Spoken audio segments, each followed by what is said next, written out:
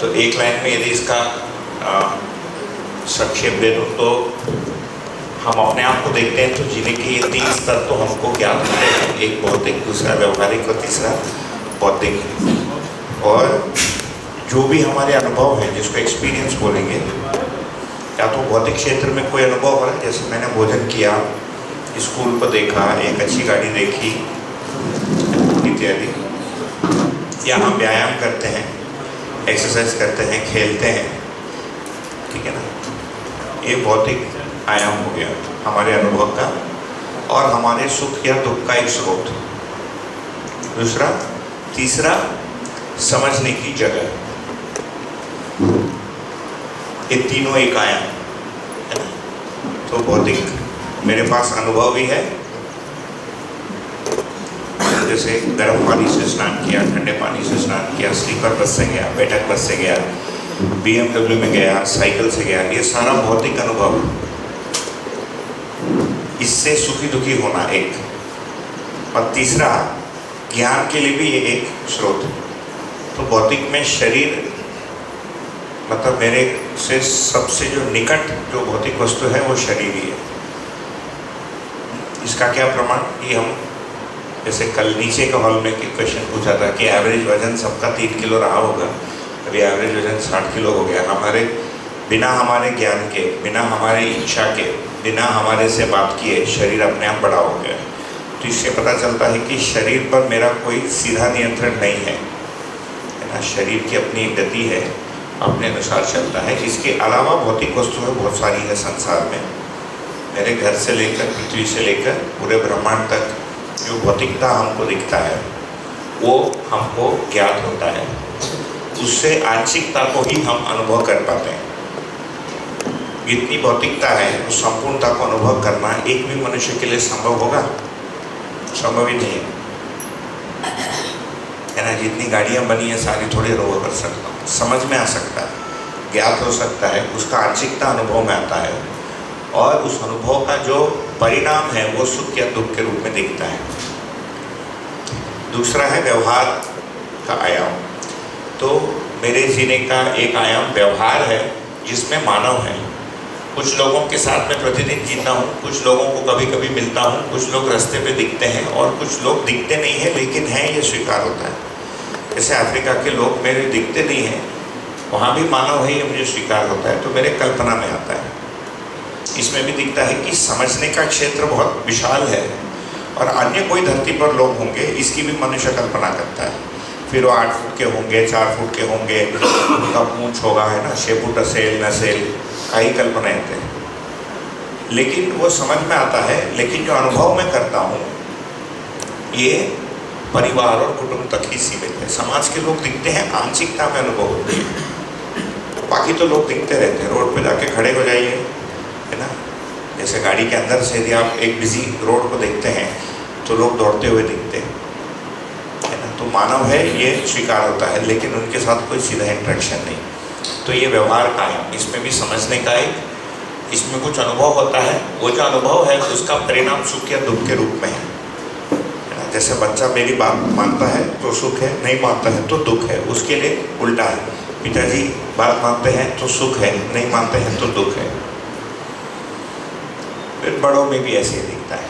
तो इसमें भी दिखता है कि जहाँ जहाँ समस्या है या संघर्ष है वहाँ मैं दुख का अनुभव करता हूँ, जहाँ जहाँ संघर्ष नहीं है वहाँ सुख का अनुभव करता हूँ। शरीर के साथ भी वैसे ही है। जहाँ ऐसा लगता है कि संघर्ष करना पड़ रहा है ना, शरीर मेरे अनुसार नहीं चल रहा है या भौतिक वस्तु मेरे अनुरूप नहीं बना, तो दुख है।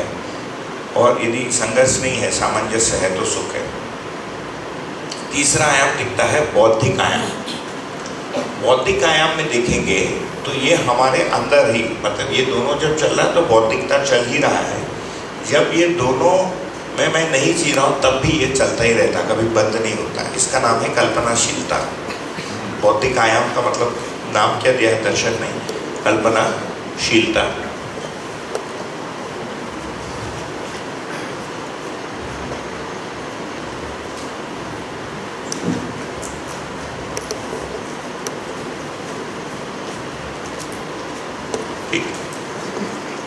कल्पनाशीलता द्वारा हम चीज़ों को समझते हैं, कल्पनाशीलता द्वारा कल्पना को ही समझ सकते हैं। तो समझने का एक आयाम हो गया। साथ में मेरे अंदर ही जो हो रहा है ये भी मेरे अनुभव का एक आयाम है। इसके अंदर जो होता है उससे मैं सुखी दुखी होते रहता हूँ चीज़ों के संभावना के रूप में। जैसे जिन्होंने इन स्कूल को बनाया उनसे मैं बात कर रहा था, थोड़ी सी बात हुई कि उनका अपेक्षा है कि 1200 बच्चे आए, है ना, तभी उन्होंने जो सोचा है, जो किया है, तभी उसका पूरा फल मिलेगा।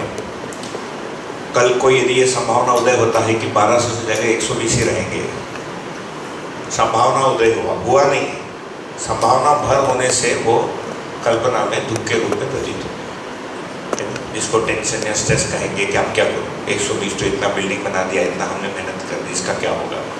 ये जो संभावना के रूप में हमारे अंदर बनती है, उदय होती है, ये भी हमारे सुख के दुख। तो इसको प्रत्येक मानव इसमें सुखी ही होना चाहता है ना। तो इसको समझने के लिए फिर हमने कहा कि हमारा चाहना जो है समग्र सुख है ना, कॉम्प्रिहेंसिव हैप्पीनेस, समग्र सुख।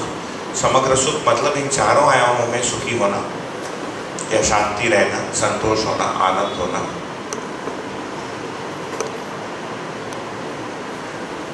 इसको करने के लिए क्या करना पड़ेगा,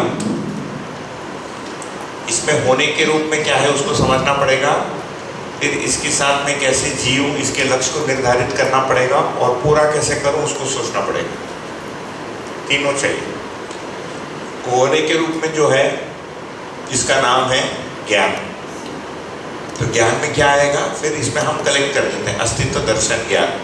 अस्तित्व दर्शन में क्या आ जाएगा, भौतिक वस्तु भी आ जाएगी, मानव भी आ जाएगा, है ना, और आध्यात्मिक कोई यदि वस्तु है, यदि कुछ है, कोई ईश्वर है, नहीं है, जो भी है, उसको तय कर पाना, इसका नाम है अस्तित्व दर्शन। ठीक। जीवन ज्ञान मतलब मैं जो इसको समझ रहा हूँ, मुझे अपने आप को ही समझना पड़ेगा, इसका नाम है जीवन ज्ञान। तो मेरे बौद्धिक पक्ष के ज्ञान पूरा होना, इसके आधार पर करना क्या है इसका विवेक पता चलता है।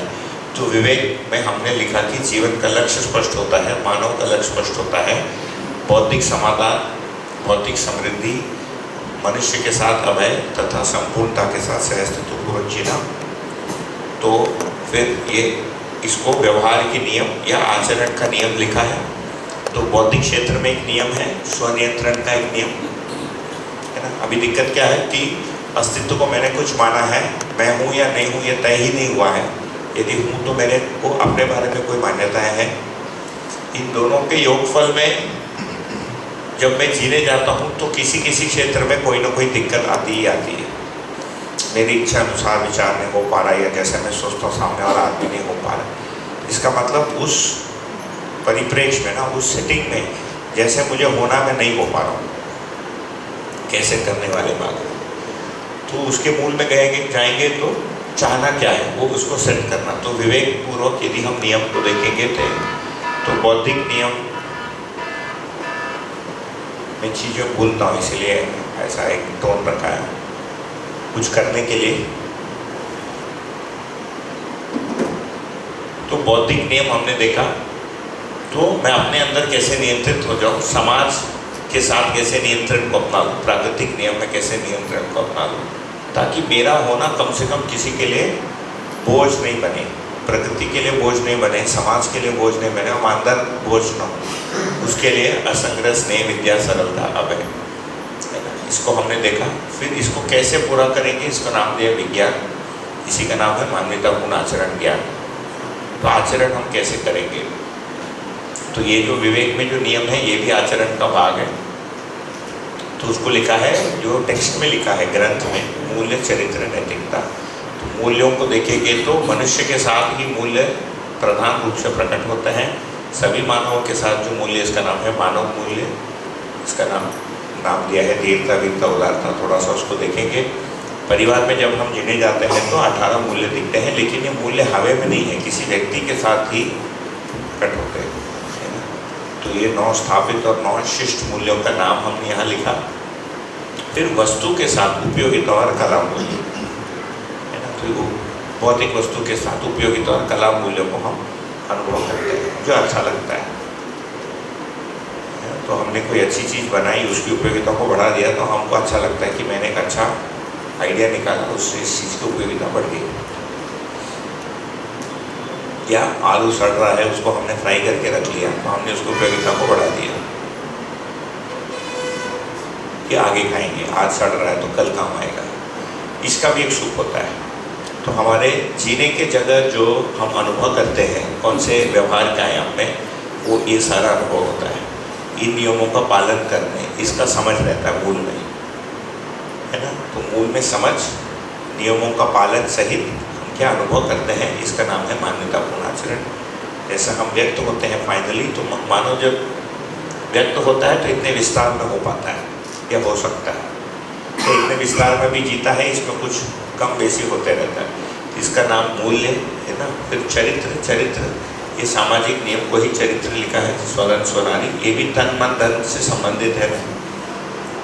और नैतिकता, नैतिकता का मतलब ये सभी हर समय बने रहे, तो मेरे अंदर में एक पॉलिसी बना लेता हूँ कि तन मन धन का सदुपयोग भी होना चाहिए, सुरक्षा भी होना चाहिए। तो नैतिकता पूर्वक जब हम सोचेंगे तो व्यवस्था, एक बड़ी व्यवस्था में, जैसे उदाहरण है नैतिकता का और डिटेल में लेंगे, लेकिन जैसे सामाजिक संपत्ति का सुरक्षा करेंगे। भाई कहीं पानी वेस्ट हो रहा है तो हमने पानी को बंद कर दिया, एक पॉलिसी है।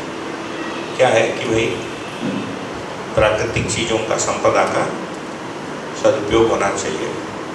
तो पानी को प्रयोग करते समय हमने कम मात्रा में उस नल को खोला, तो उसका सदुपयोग भी हो रहा है, अपने आप पानी का सुरक्षा हो रहा है। तो हमारे छोटे छोटे एक्शन से लेकर जो बड़े एक्शन हैं, है ना, व्यवस्थागत एक्शन, व्यवस्थागत जो हमारी चीज़ें हैं, वहाँ तक ये फैलता है। तो मान्यतापूर्ण आचरण बराबर मूल्य, चरित्र, नैतिकता। तो ये सिलेबस हो जाता है मनुष्य के लिए, ज्ञान, विवेक, विज्ञान। संक्षेप में देखेंगे तो इतना है। आज के समय देखेंगे तो इस पर बातचीत कम है ना, या नहीं के बराबर है। ये सब मान्यता के रूप में है। अस्तित्व दर्शन और जीवन तो मान्यता के रूप में है। और इसको हम जो बोलते हैं ना, जैसा चलता है गाड़ी वैसे ही चला दें, इसमें कोई होश नहीं है कि माता पिता कोई संबंध है, पुत्र पुत्री कोई संबंध है, इसमें किसी विधि से रहना, जैसे चल रहा है, इसका नाम है भ्रमित स्थिति। मतलब अच्छा लगना नहीं लगने के आधार पर चलता है।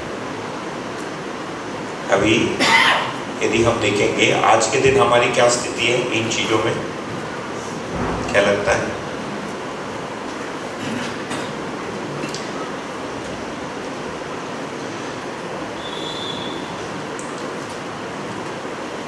तो ये तो अस्तित्व दर्शन प्लस जीवन ज्ञान प्लस विवेक प्लस मान्यतापूर्ण आचरण, इसको समझना, समझने के साथ जीना, ये दो कार्यक्रम बचता है मेरे सामने।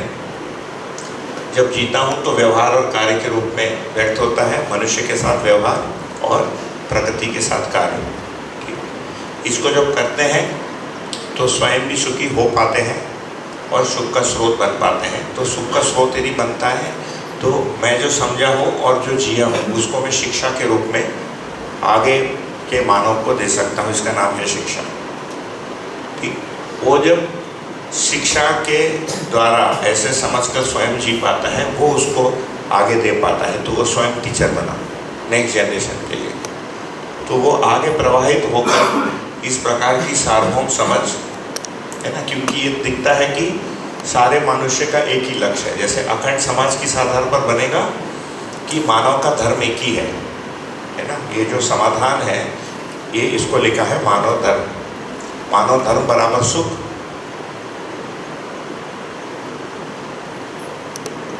है ना। तो ये समाधान को जब हम स्वीकार करते हैं तो मानव धर्म एक ही समझ में आता है। मानव लक्ष्य एक है जो पता चलता है इधर, और इस मानव लक्ष्य को बना के रखने के लिए क्या व्यवस्था होनी चाहिए, वो जब हम सोचेंगे तो वो सार्वभौम व्यवस्था के रूप में निकल के आता है। सभी मानवों के लिए या ऐसा व्यवस्था हो जो सभी मानव के आवश्यकता, ये लक्ष्य को पूरा कर पाए। अभी हर जगह व्यवस्था अलग अलग है। जैसे सऊदी अरेबिया में यदि मैं चोरी करूं तो उसका दंड अलग है या सुधार की नीति अलग है ना। यदि मैं भारत में चोरी करूं तो उसका दंड नीति अलग है। घर ही के अंदर चोरी करते हुए पकड़े जाए, है ना, एक छोटा बच्चा घर से 4 पैसे लेके जा रहा है, उसको पकड़ लेता है पिताजी, उसमें सुधार और विधि अलग है। थोड़ी उंगली काट देगा उसका कि तुमने चोरी किया, नहीं। तो ये जो राज्य व्यवस्था है, जो सिस्टम है ना, अलग अलग जगह हमको दिखता है अलग अलग। इसको और हम देखेंगे। इस व्यवस्था का मतलब पूरी सिस्टम। ऐसी इकोनॉमिक पॉलिसी है भारत की, है ना। टमाटर कभी 400 रुपये किलो हो गया, कभी 160 हो गया, कभी 3 रुपये हो गया। तो सिस्टम ऐसा बना है कि वो, और ये दिखता है कि वो लालच के अनुसार लोग टमाटर लगाए। जब 160 था सबने टमाटर हुआ, काटने के समय 2 रुपये हो गया। हर साल होता है, हर वर्ष। कभी आलू को लेकर होता है, कभी प्याज को लेकर होता है, कभी टमाटर को, कभी गन्ने को लेकर हो जाता है। ठीक, तो कैसी व्यवस्था हो, तो ये भी समाधान का भाग है। लेकिन हम व्यवस्था बना नहीं सकते हैं, हम समझकर जी सकते हैं। समझकर जो जिए उसको शिक्षा के माध्यम से प्रवाहित कर सकते हैं। ऐसे सामने वाले का भी मानसिकता बदलेगा, समझ और आचरण बदलेगा, तब जाके ये बन पाएगा।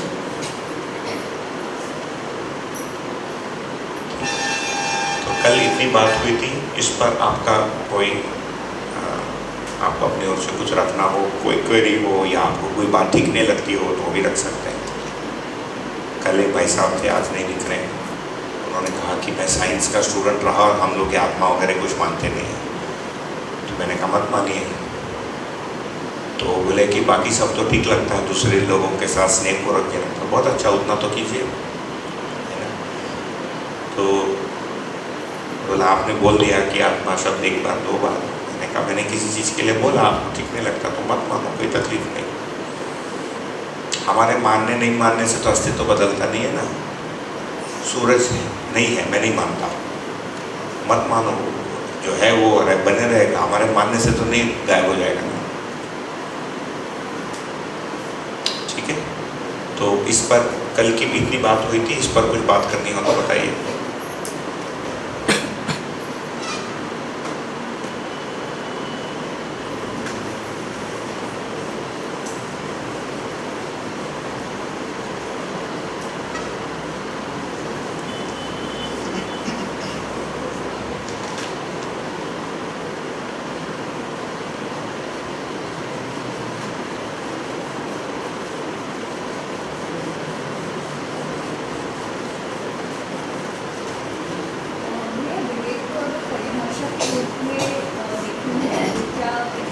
विवेक, बोलचाल की भाषा में विवेक का मतलब है कि सही और गलत में पहचान कर पाना।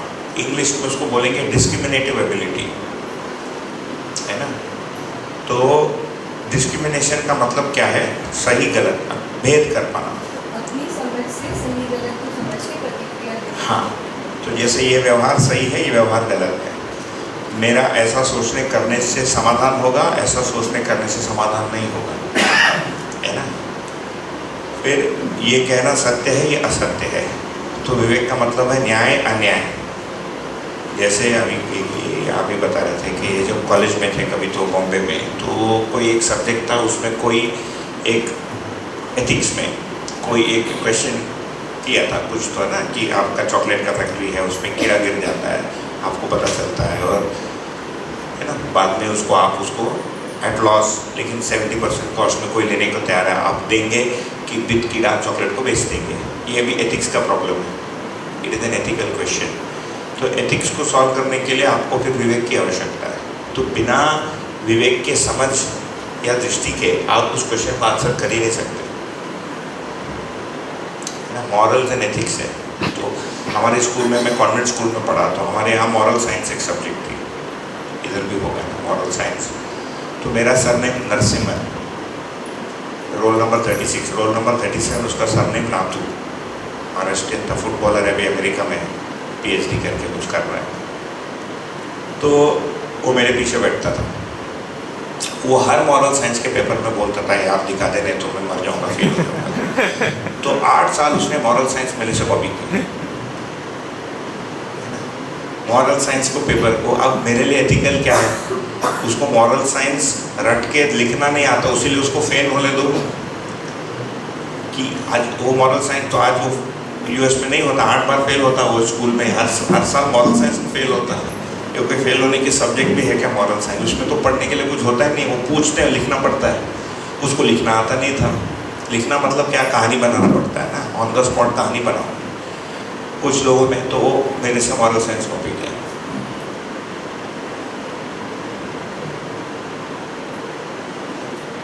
ट्वेल्थ में इतने पूरा फिजिक्स केमिस्ट्री मैथ सारा मेरा होता रहा ट्वेल्थ के फाइनल एग्जाम में। आज MS करके यूएस में वो CTO बनाया, चीफ टेक्नोलॉजी ऑफिसर किसी कंपनी की। पूरा PCM मेरे से होता है उसमें। ट्वेल्थ का इंजीनियरिंग का एडमिशन ही नहीं होता उस साल, तो कचकता हो पूरा। तो ये सब एथिकल क्वेश्चन है ना, ये सब विवेक का इश्यू है जीने में। मेरा दोस्त इसलिए कॉपी करने दो, मतलब दोस्ती को निभाओ, मित्र संबंध को निभाओ, कि है ना कॉपिंग को सही मानो। जो व्यवस्था चाहती है कि तुम कॉपी ना करो, लेकिन व्यवस्था ही गलत है तो क्या करोगे? एजुकेशन सिस्टम में ही प्रॉब्लम है तो क्या, क्वेश्चन ही गलत सेट किया है तो फिर ऐसा है। तो ये सब एथिक्स है। तो जो हाई लेवल पर जो विवेक है वो ये है कि अस्तित्व यदि है और यदि चैतन्य इकाई का होना एक सत्य है और अस्तित्व का स्वरूप यदि स्पष्ट होता है ना, तो मनुष्य का लक्ष्य क्या होगा और उसमें रहने का तरीका क्या होगा, ये विवेक पूर्वक सेट होता है। व्यवहार के नियम का मतलब क्या है कि मनुष्य के साथ में कैसे रहूं, हाउ डू आई डिसाइड। मेरे पिताजी ने बोला चोरी करना गलत है इसीलिए ना करूं। फिर कंपनी में तो किसी टाइप का चोरी अलाउड भी रहता है, थोड़ा सा नंबर फर्जिंग चलता है, हर जगह चलता है ना। उसके बिना आप वोट फाइल ही नहीं कर सकते, रिटर्न फाइल नहीं कर सकते, आप नंबर नहीं दिखा सकते। तो then how do you decide. Company में अलाउड है लेकिन मुझे ठीक नहीं लग रहा है। जैसे स्वनारी शो पुरुष, भाई विवाह के बाद एक स्त्री एक पुरुष संबंध, उसके पहले किसी के साथ कमिटमेंट नहीं तो कुछ भी करो, ये भी हो सकता है। यदि आदमी को मैं सोशल एनिमल, सामाजिक प्राणी यदि मैं डिफाइन करूं तो कैसे डिसाइड करें, है ना, किसका कुटाई करूं किसका ना करूं। जो मेरा धर्म को नहीं मानता उसको काटूं क्या, जो जाति को नहीं। तो हर जगह आप देखिए फिल्टर लगाया आदमी ने। भारत वाले पाकिस्तान को काट सकते हैं, लेकिन भारत में और जो पाकिस्तानी में दोनों एक ही धर्म का है तो काटेंगे कि नहीं काटेंगे। काटेंगे मतलब मारेंगे कि नहीं, पर पीड़ा करेंगे कि नहीं। तो आधार क्या होगा,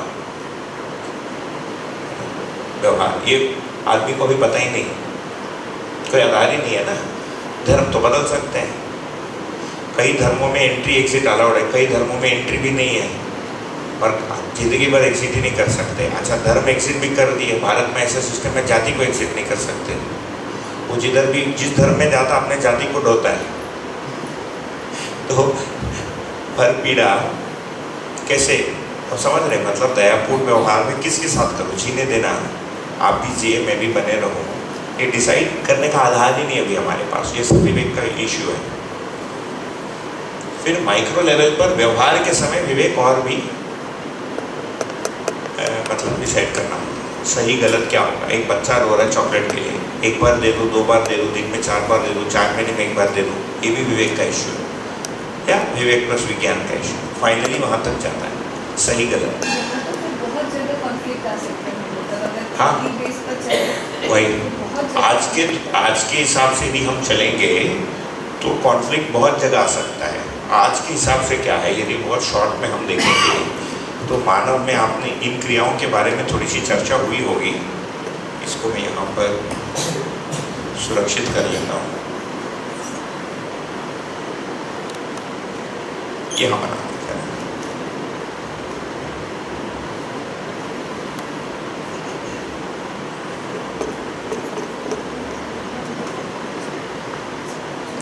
देखिए, प्रत्येक मानव में दर्शन कह रहा है कि एक है जिसको हम बोलेंगे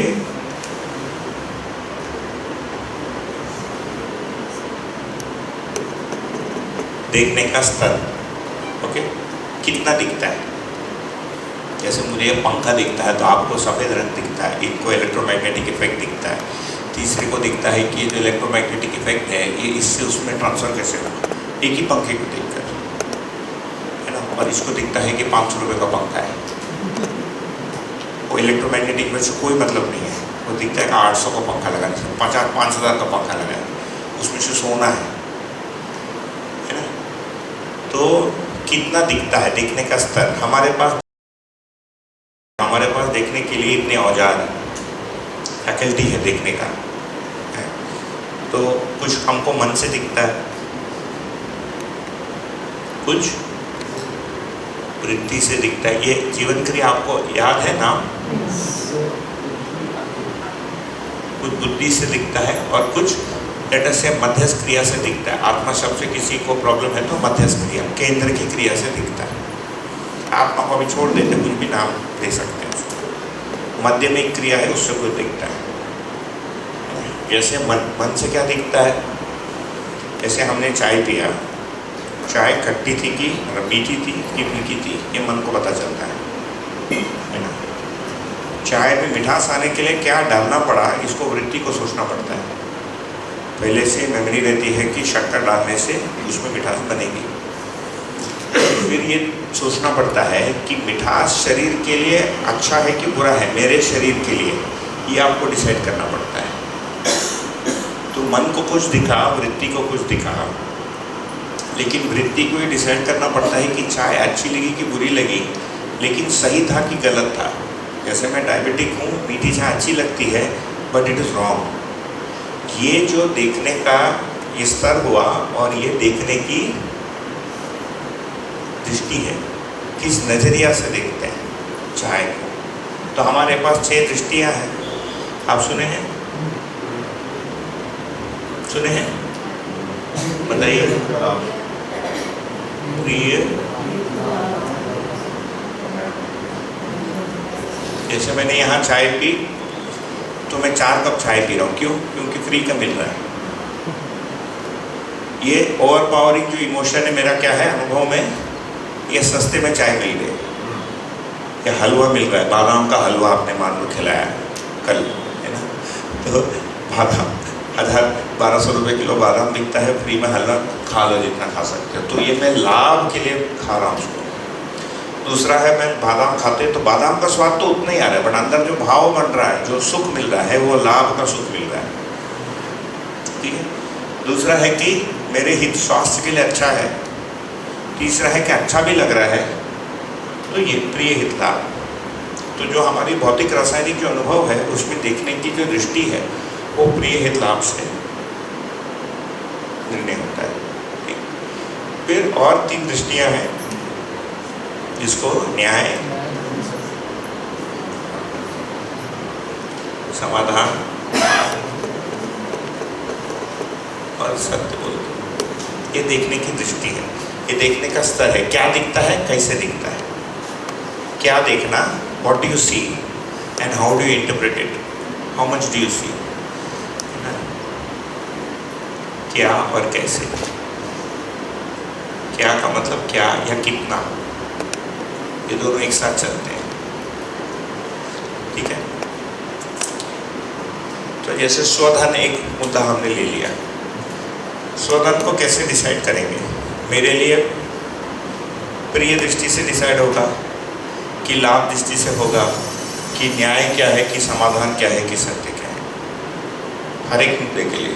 इसीलिए अभी जो आपने कहा कि इसको अभी हम खुले में छोड़ेंगे, जैसे सोशियोलॉजी पढ़ा तो सोशियोलॉजिस्ट के पास से भी छोड़ देंगे, इसमें 500 उत्तर निकलेगा स्वधन का, स्वनारी सौ पुरुष का कम से कम 10 उत्तर निकलेगा, है ना। एक ऑप्शन हो सकता है कि बिफोर मैरिज आप कंसेंसुअल फिजिकल रिलेशनशिप बनाओ, कंसेंसुअल, है ना।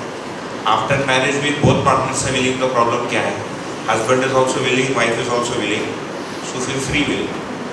सब आर्गूमेंट है ही ना मॉडर्न सोसाइटी में। अभी यवतमाल जैसे जगह शायद इससे बचा है, बट और 50 साल में भी ख़त्म हो जाएगा वो प्रभाव। तो हर पुणे, बेंगलोर वगैरह तो समाप्त हो गए इस मामले में। वहाँ के जितने बच्चे हैं, यदि मैं एक 10th स्टैंडर्ड क्लासरूम में क्वेश्चन पूछूँ तो 30% आंसर ऐसे निकलेगा। जो अभी बचा है अपने घर के प्रभाव से बचा है, ये तो वो भी समाप्ति है। तो ऑप्शंस कल्पना के दृष्टि से, अरेंजमेंट के दृष्टि से सोचेंगे, there are many options available आचरण के लिए। पर पीड़ा कंडीशनल, मैं दयापूर्ण व्यवहार करूँगा, आप if you are good to me I will be good to you.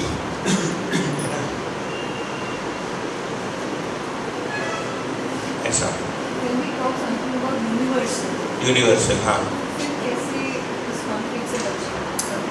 वही तो यूनिवर्सल के लिए यूनिवर्सल ज्ञान, यूनिवर्सल विवेक, फिर यूनिवर्सल विज्ञान। तो कैसे बचना? ज्ञान पूर्वक बचेंगे। हमको जो क्लैरिटी मिलती है, जैसे वेजिटेरियन खाना है, खाना नहीं खाने के लिए आर्ग्यूमेंट्स खुलेंगे, बहुत सारे मिलेंगे। एक आर्ग्यूमेंट हो सकता है मेरे बाप दादा ने नहीं खाया इसलिए मैं नहीं खाता। दूसरा आर्ग्यूमेंट होता है हमारे धर्म में अलाउड नहीं है इसलिए हम खाते हैं, है ना? अच्छा, धर्म वाले ने सबके धर्म में teachers and students, this announcement is for grade 4, 5, 6, 7, 8 and 9 students. कितना दिखता है और कैसे दिखता है ना? देखना, देखना मतलब समझना। ओके, तो इसमें भी देखेंगे तो मन है, वृत्ति है, चित्त है, बुद्धि है, आत्मा है। मन, वृत्ति, चित्त, बुद्धि, आत्मा। जिनका आत्मा शब्द जम ले रहा, मध्यस्थ क्रिया लिख देता हूँ, है ना, मध्य क्रिया। ओके, फिर यहाँ पर यदि देखेंगे तो देखने के दृष्टि है, प्रिय, हित, लाभ, न्याय, धर्म और सत्य। ओके, प्रिय दृष्टि से देखूं, हित से, लाभ से,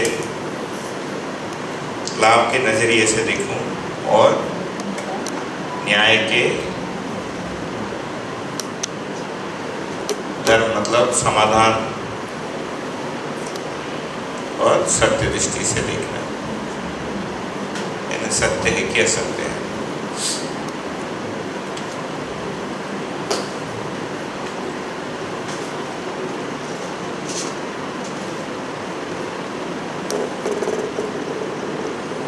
जैसे मन से जितना दिखता है उससे अधिक वृत्ति से दिखता है, वृत्ति से जितना दिखता है उससे अधिक चित्त द्वारा दिखता है ना? चित्त से जो चीजें दिखती है उससे अधिक बुद्धि से दिखता है, और संपूर्णता आत्मा द्वारा दिखता है।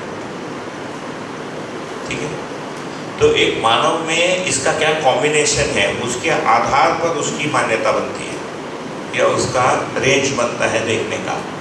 कोई मन प्रधान विधि से देख रहा है, कोई वृत्ति प्रधान विधि से देख रहा है, कोई चित्त प्रधान विधि से देख रहा है। चित्त में भी लाभ की दृष्टि से देख रहा है, सत्य की दृष्टि से। दैट डिसाइड्स आप क्या व्यक्ति हैं। पूरे धरती पर जितने लोग हैं उनको हम इस ग्राफ में प्लॉट कर सकते हैं। ये कितना हो गया? 5/6 के मैट्रिक्स में 30 कॉम्बिनेशन आएगा। 6 into 5 है ना, 6p5 परम्यूटेशन आएंगे, अलग अलग कॉम्बिनेशन अलग अलग आएंगे। एक आदमी चित्त प्रधान विधि से, तो मैं वेजिटेरियनिज्म का उदाहरण दे रहा था कि एक आदमी का आहार क्या होना चाहिए, कैसे डिसाइड करेंगे? सार्वभौम आहार क्या है मानव को? आचरण तो छोड़ दीजिए, व्यवहार तो बहुत बड़ी बात। तो अभी ये हो सकता है कि वही मेरे घर परंपरा में चलता है, लेकिन हमारे धर्म में अलाउड नहीं है, फिर भी हमारे घर में खाते हैं। हमारे धर्म में अलाउड नहीं है, हमारे धर्म में क्या अलाउड नहीं है? किसी के घर में मुर्गी अलाउड नहीं, किसी घर में सुअर अलाउड नहीं, किसी घर में गाय अलाउड नहीं, किसी घर में तीनों अलाउड नहीं है, किसी घर में प्याज अलाउड नहीं है, किसी घर में लहसुन अलाउड नहीं है ना? तो आहार में ही देखेंगे तो डिसाइड या निर्णय लेने का कोई विधि बनता ही नहीं। हमारे एक मित्र हैं बंगाल के, वो बता रहे थे कि उनके घर में वो किसी जाति के हैं, तो दुर्गा पूजा के दिन जो उनके घर में चिकन बनता है वो बिना प्याज लहसुन का बनता है। तो हर आदमी अपना एक कॉम्बिनेशन बना लिया ना, कांदा लसूण वापरायचं नाही पण चिकन खायचं आहे, तर आज आमच्या घरी कांदा लसूण वापरणार नाही, चिकन खाणार विदाउट कांदा लसूण। तो ये सब नैतिकता, मतलब कि मैं धर्म के अनुसार चल रहा हूँ आहार के लिए, ये समझ में आता है। हर आदमी का प्रिय अलग अलग है। चिकन प्रिय है, कांदा लहसुन उस दिन अप्रिय है। इसका कॉम्बिनेशन कैसे बनेगा? प्रिय या अप्रिय, हित या अहित, लाभ या हानि, न्याय या अन्याय, है ना, समाधान या समस्या, धर्म अधर्म, न्याय या अन्याय धर्म, अधर्म, सत्य असत्य। जैसे ईश्वर होता, मैं मानता, आप नहीं मानते। मेरे ईश्वर को हाथ पैर है, आपके ईश्वर को हाथ है पैर नहीं है, इनकी ईश्वर को पैर है हाथ नहीं है। ये सब मेरी मान्यता है सत्य के बारे में। तो प्रिय विधि से मैं सत्य को जांचता हूँ। सत्य तो एक ही होगा, तभी तो उसका नाम सत्य है, नहीं? ऐसे फिजिक्स का लॉ है, वो मुस्लिम के लिए अलग है, हिंदू के लिए अलग है, सिख के लिए अलग है, ऐसा नहीं ना। फिजिक्स तो फिजिक्स है, नहीं? इलेक्ट्रोमैग्नेटिक इफेक्ट एक ही होगा ना पूरे दुनिया के लिए। गणित भी एक ही है, स्टैटिस्टिक्स एक ही है। Statistics is not based on religion. तो जो फिजिकल रियलिटी है, भौतिक है ना, जो आपको भौतिक जो आयाम है, फिजिकल रियलिटी, भौतिक वास्तविकता, मनुष्य अभी ये सभी के लिए एक जैसा इसको प्राप्त कर पाए, लेकिन व्यवहारिक वास्तविकता को अभी तक हम सबके लिए एक विधि नहीं प्राप्त कर पाए। बौद्धिक वास्तविकता को निर्णय नहीं ले पाए। क्या नहीं ले पाए? जो कॉन्शियसनेस है, जिसको चेतना बोलते हैं, वो ब्रेन में है, बाहर है, आत्मा होता है नहीं होता है, डिसाइड नहीं हो पाया अभी तक। इसमें सबका अलग अलग मत है। मैं नहीं मानता आत्मा है, मैं मानता सबका आत्मा एक है, आपको मानते सबके आत्मा अलग अलग है, ये बोलता सब बेकार है, कुछ भी नहीं होता है ना? इनका ईश्वर अलग है, इनका ईश्वर अलग है। इनके ईश्वर में आत्मा ईश्वर से पैदा हुआ, उनमें जो है आत्मा से ईश्वर पैदा हुआ। ये बोलते आत्मा और ईश्वर सब एक साथ हमेशा थे। तो मतभेद कहाँ है हमारा? भी पूरे धरती पर मतभेद यदि देखेंगे तो जितना दिखा और जैसे दिखा, इसके कॉम्बिनेशन में अस्तित्व दर्शन सबका अलग अलग है ना? जीवन है नहीं है, कैसा है, अलग होता है, सबका अलग अलग है। विवेक सबका अलग अलग है, और ये आचरण के नियम सबका फिर भी थोड़ा थोड़ा सिमिलरिटी दिखता है। हर धर्म में माँ बाप होता है, ये इंटरेस्टिंग चीज़। माता पिता संबंध हर धर्म में है, नाम अलग अलग, और हर धर्म की माँ अपने बच्चे को दूध ही पिलाती है, मतलब पिलाती ही है, तो बच्चा मर जाएगा नहीं। हर बात उसका देखभाल करना ही पड़ता है, उसको आग में जाने से रोकना पड़ता है। वो जाके कुत्ते के पूंछ को पकड़ता लड़का, उसको दूरी करता है। एक मिनट,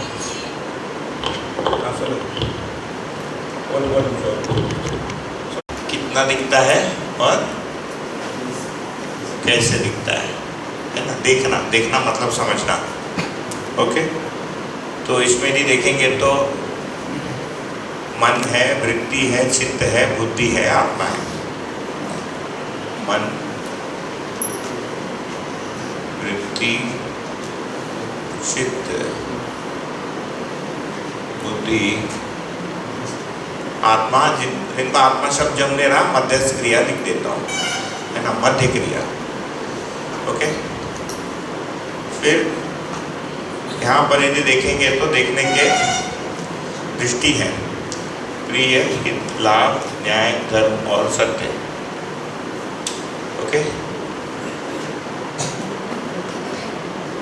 प्रिय दृष्टि से देखो, हित से, लाभ से, लाभ के नजरिए से देखूं, और न्याय के, धर्म मतलब समाधान, और सत्य दृष्टि से देखना, यानी सत्य है कि असत्य है।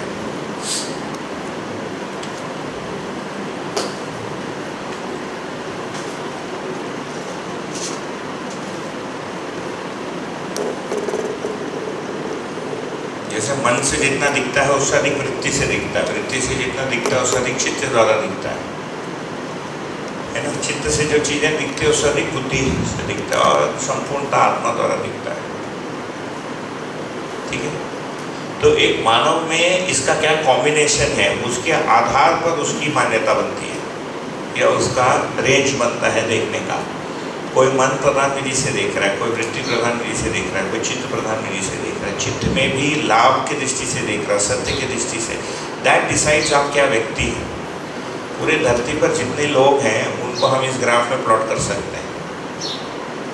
ये कितना हो गया, 5/6 के मैट्रिक्स में 30 कॉम्बिनेशन आएगा, 6 into 5 5 है ना, 6p5 परम्यूटेशन आएंगे, अलग अलग कॉम्बिनेशन अलग अलग आएंगे। एक आदमी चित्त प्रधान निधि से, तो मैं वेजिटेरियनिज्म का उदाहरण दे रहा था कि एक आदमी का आहार क्या होना चाहिए, कैसे डिसाइड करेंगे। सार्वभौम आहार क्या है मानव का, आचरण तो छोड़ दीजिए, व्यवहार तो बहुत बड़ी बात। तो अभी ये हो सकता है कि वही मेरे घर परंपरा में चलता है, लेकिन हमारे धर्म में अलाउड नहीं है, फिर भी हमारे घर में खाते हैं।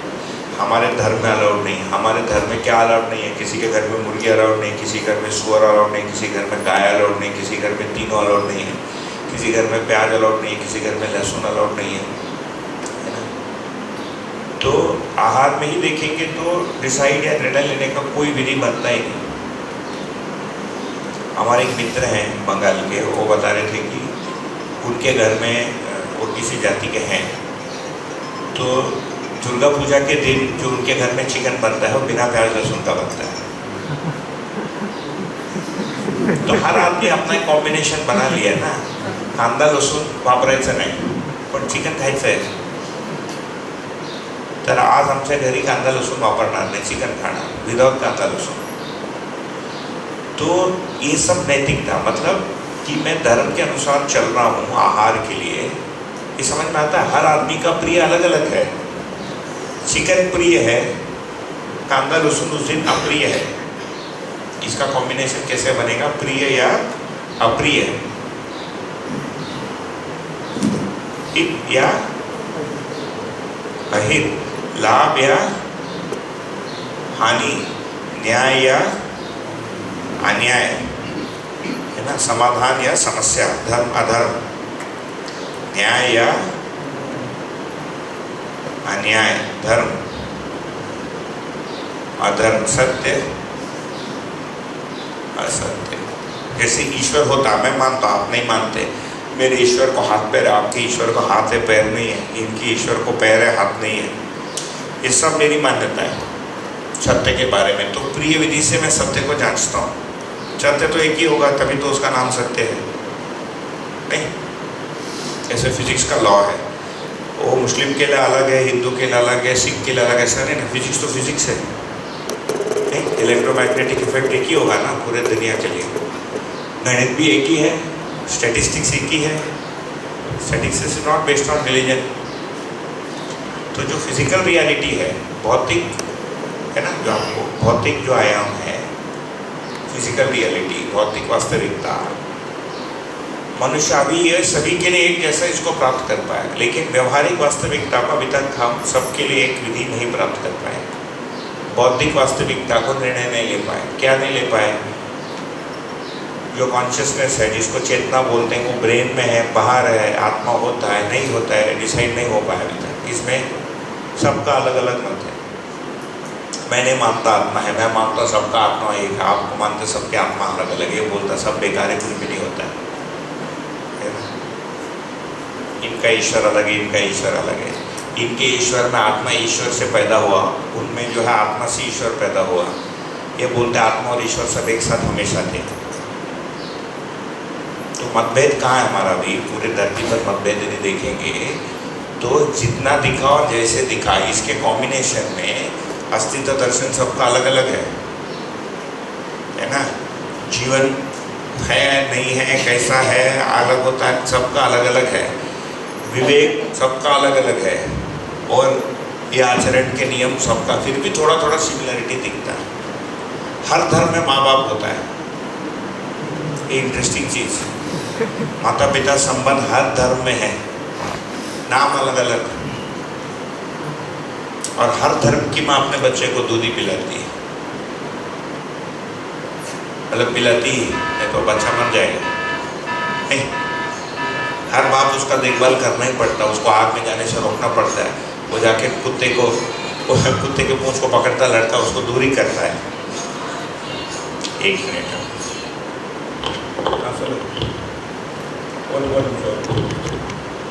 उसके पास, आपके पास कोई धर्म है ना, आपका धर्म मेरे लिए अधर्म है। आपका सत्य है, आत्मा होता है, मेरे लिए असत्य है। ये समझ में आता है। आपके यहाँ आमती बात खाते हैं, हमारे यहाँ सांभर चावल खाते हैं, तो फिर मैं आपसे द्वेष करता हूँ। ये देखो, ये मैं किन्हीं के घर गया था, हमारे कोई फ्रेंड ने पूना में उन्होंने घर पे खाने पे बुलाया, वो यूपी के रहने वाले।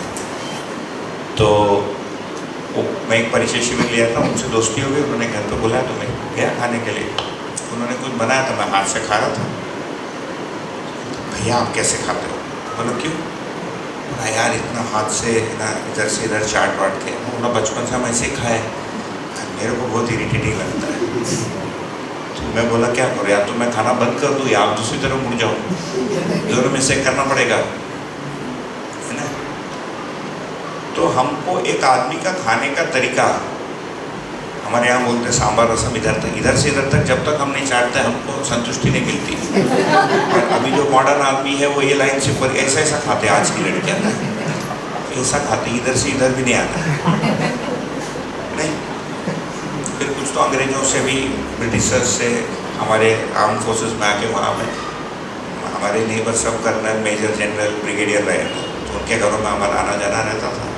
हम लोग ठेठ मद्रास के, उनका घर बिल्कुल अलग, मतलब उनके घर में जाने से मुझे लगता था मैं किसी होटल में आ गया, आज तक ऐसे लगता मुझे। तो ये जो है ये क्या है, प्रिय अप्रिय, ये कोई ग्लोबल स्टैंडर्ड नहीं है,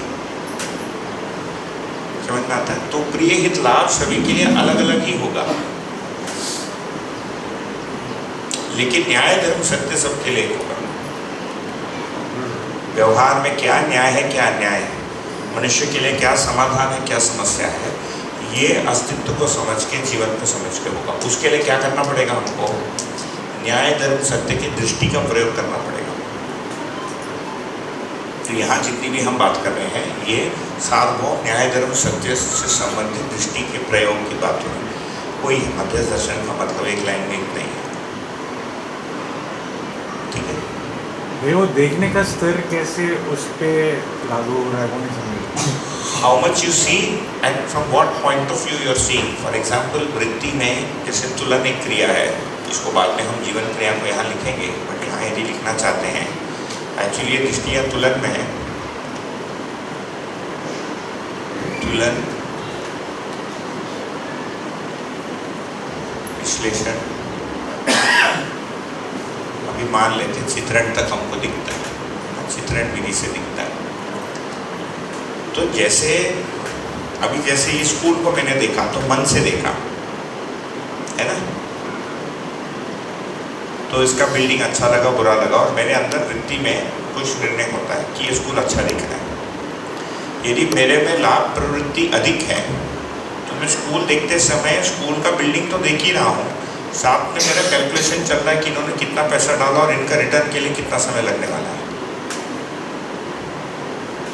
बट एक आदमी हो सकता है कि जिसमें विश्लेषण होता ही नहीं उतना, या चित्रित ही नहीं कर पा रहे कि क्या इन्होंने क्या सोच के स्कूल बनाया। ये चित्रण, कोई एक विजन है ना जो इम्प्लीमेंट हो रहा है, वो विजन कुछ भी हो सकता है, XYZ, राइट, दैट इज चित्रण। So some people, so 3 people see the चित्रण, तो स्कूल एक मन प्रधान विधि से, वृत्ति प्रधान विधि से, चित्त प्रधान। तो एक व्यक्ति इस स्कूल के पीछे के विजन को देखने का प्रयत्न कर रहा है ना, कि क्या टोटल विजन क्या है, क्या दर्शन क्या है इनके पास, क्या करना क्या चाहते हैं फाइनली, ओके। और दूसरा एक आदमी देखने के स्तर में ये देख रहा है, केवल एनालिसिस कर रहा है, और तीसरा एनालिसिस भी कर रहा है, वो खूप छान है, छान वाटलं, इधर तक रुक गया, उसको कोई इंटरेस्ट नहीं है उसमें आगे फर्दर एनालिसिस और विजन तक जाने का। एक ये देखने का स्तर हो गया। दूसरा है कौन से दृष्टि से देख रहे हैं। तो यदि विश्लेषण हो रहा है तो लाभ दृष्टि से विश्लेषण हो रहा है ना, कि प्रिय अप्रिय विधि से, कि इससे समाधान होगा कि समस्या होगा। एक बढ़िया बिल्डिंग है, सब कुछ है, बट फाइनली ये समाज में समस्या पैदा करेगा कि समाधान पैदा करेगा।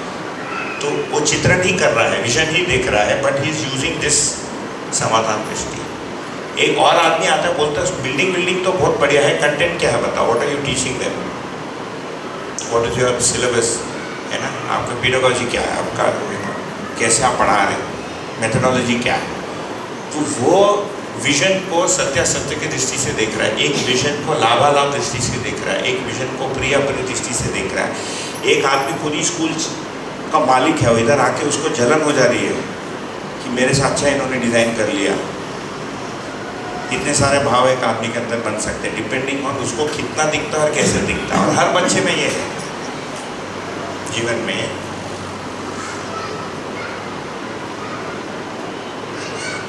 तो चित्रण तक वो भी अस्थिर है, चित्रण तक वो भी अस्थिर है, पूरा अस्थिर है।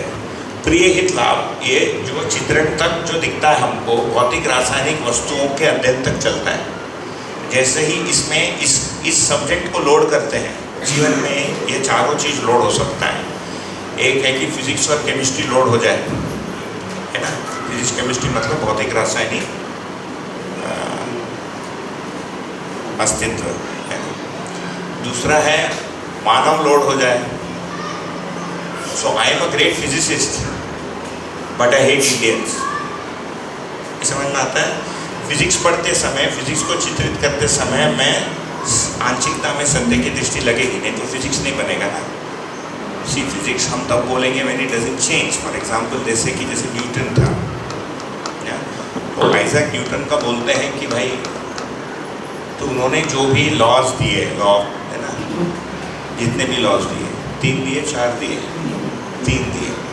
मेरा भाई एक 4th लॉ बोलता है, संडे के दिन वो लागू होता है कि दोपहर को 12 o'clock curd rice goes in stomach, after that I closes for 4 hours।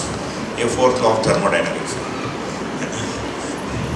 मतलब दही चावल खाने से नींद, मतलब संडे का प्लान है कि दबा के खाना खाओ और सो जाओ।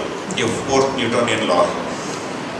तो जितने लॉज को सोचते समय वो चित्रित करने का या विश्लेषित करने का प्रयत्न कर रहे हैं, उसमें सत्य की ही दृष्टि होगी।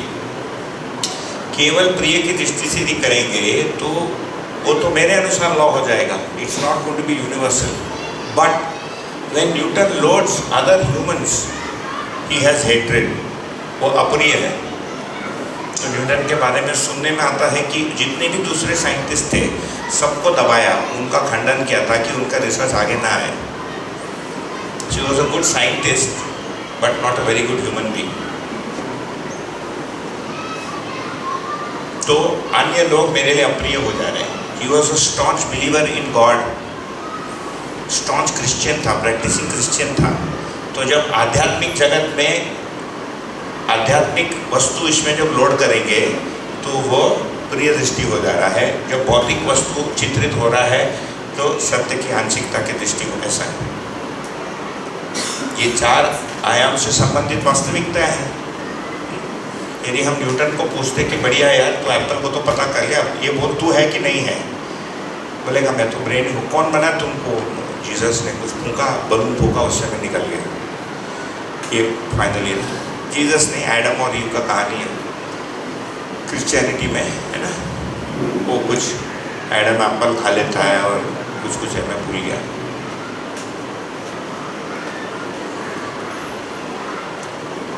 तो इससे हमको समझ में आता है कि इससे ब्यूटी क्या है, इससे हमको लोग भी समझ में आते हैं। नहीं तो सामने वाला आदमी समझ ही नहीं आता है, या ऐसा क्यों सोचता है भाई।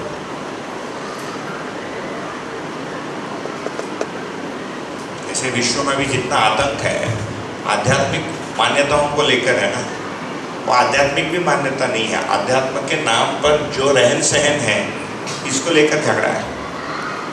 ये इतने को लेकर झगड़ा है। कुछ लोग इसको लेकर झगड़ा करते हैं।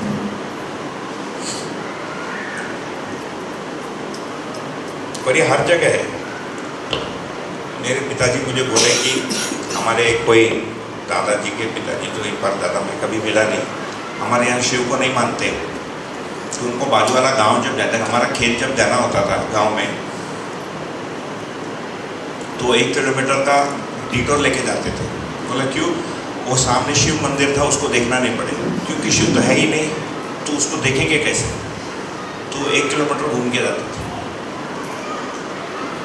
और सवेरे शाम जो पाठन करते थे उसमें सत्य क्या है, धर्म क्या है, ये सब लिखा है, उसी का पाठन चल रहा है।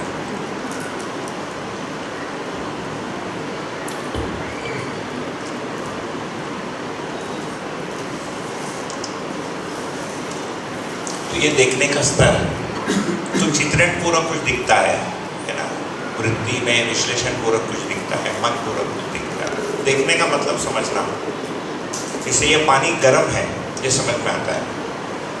इसमें तो पानी में ठंडा करके रखा था, गर्म कैसे हो गया, ये इंक्वायरी होता है। ये जीवन की दूसरी क्रिया से, उसके लिए उत्तर और कहीं से आता है। तो भैया प्रिय हित लाभ तक कल्पनाशीलता, उसके आगे जो है वो भी कल्पनाशीलता। कल्पनाशीलता दो बड़े सेक्शंस में काम कर सकता है। या तो प्रिय हित लाभ प्रधान विधि से काम कर सकता है, या न्याय धर्म सत्य के सेट के अनुसार। This entire thing can work based on these two ways of seeing. जब प्रिय हित लाभ प्रधान है, देन भौतिक रासायनिक वस्तु तक अधिक फोकस रहेगी, है ना। तो भौतिक रासायनिक वस्तु को समझने के लिए प्रिय हित लाभ दृष्टि पर्याप्त है। मनुष्य को समझने के लिए केवल प्रिय हित लाभ दृष्टि पर्याप्त नहीं है। अपने आप बौद्धिकता और आध्यात्मिकता को समझने के लिए प्रिय हित लाभ दृष्टि काम नहीं करता। तो प्रिय हित लाभ दृष्टि का जो मैन्युफैक्चरिंग है ना, डिजाइन है, वो इतने को देखने के लिए तो पूरी कल्पनाशीलता, ये पूरा मिलकर कल्पनाशीलता है।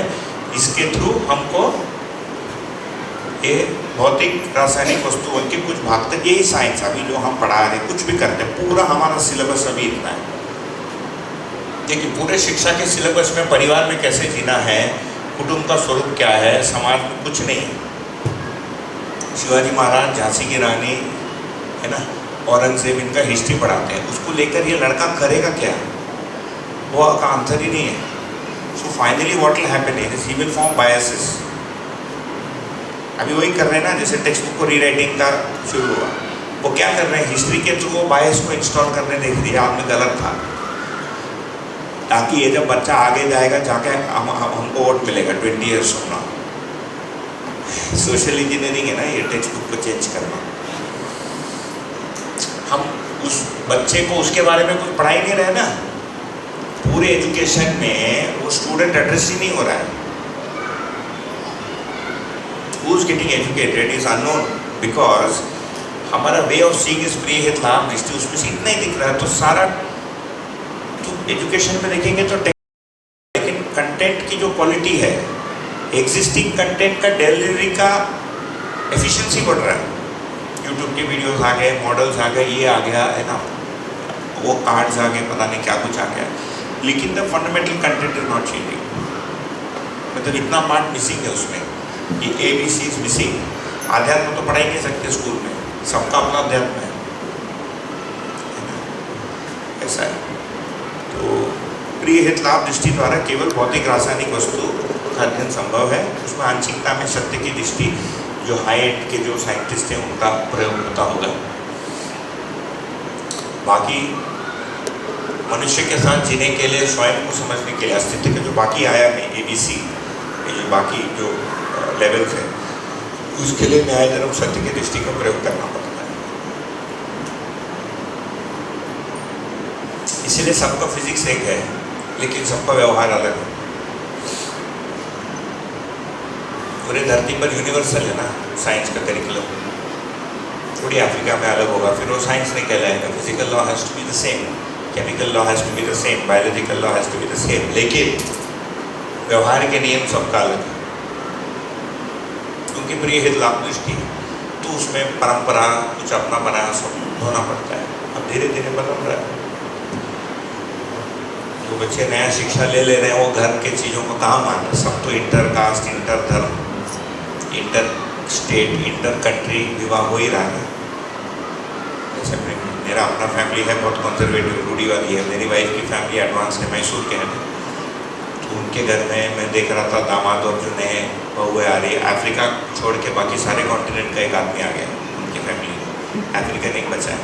अभी हिम्मत नहीं हो रही है किसी की, वो भी किसी दिन हिम्मत कर ले। एक हांगकॉन्ग में मेरा ही एक, मैं जब छोटा था तो मेरी माँ मुझे बहुत डांटती थी, तू मंदिर में आता है, पूजा नहीं करता है, नहीं करता है। तो मैं मांगता रहता था।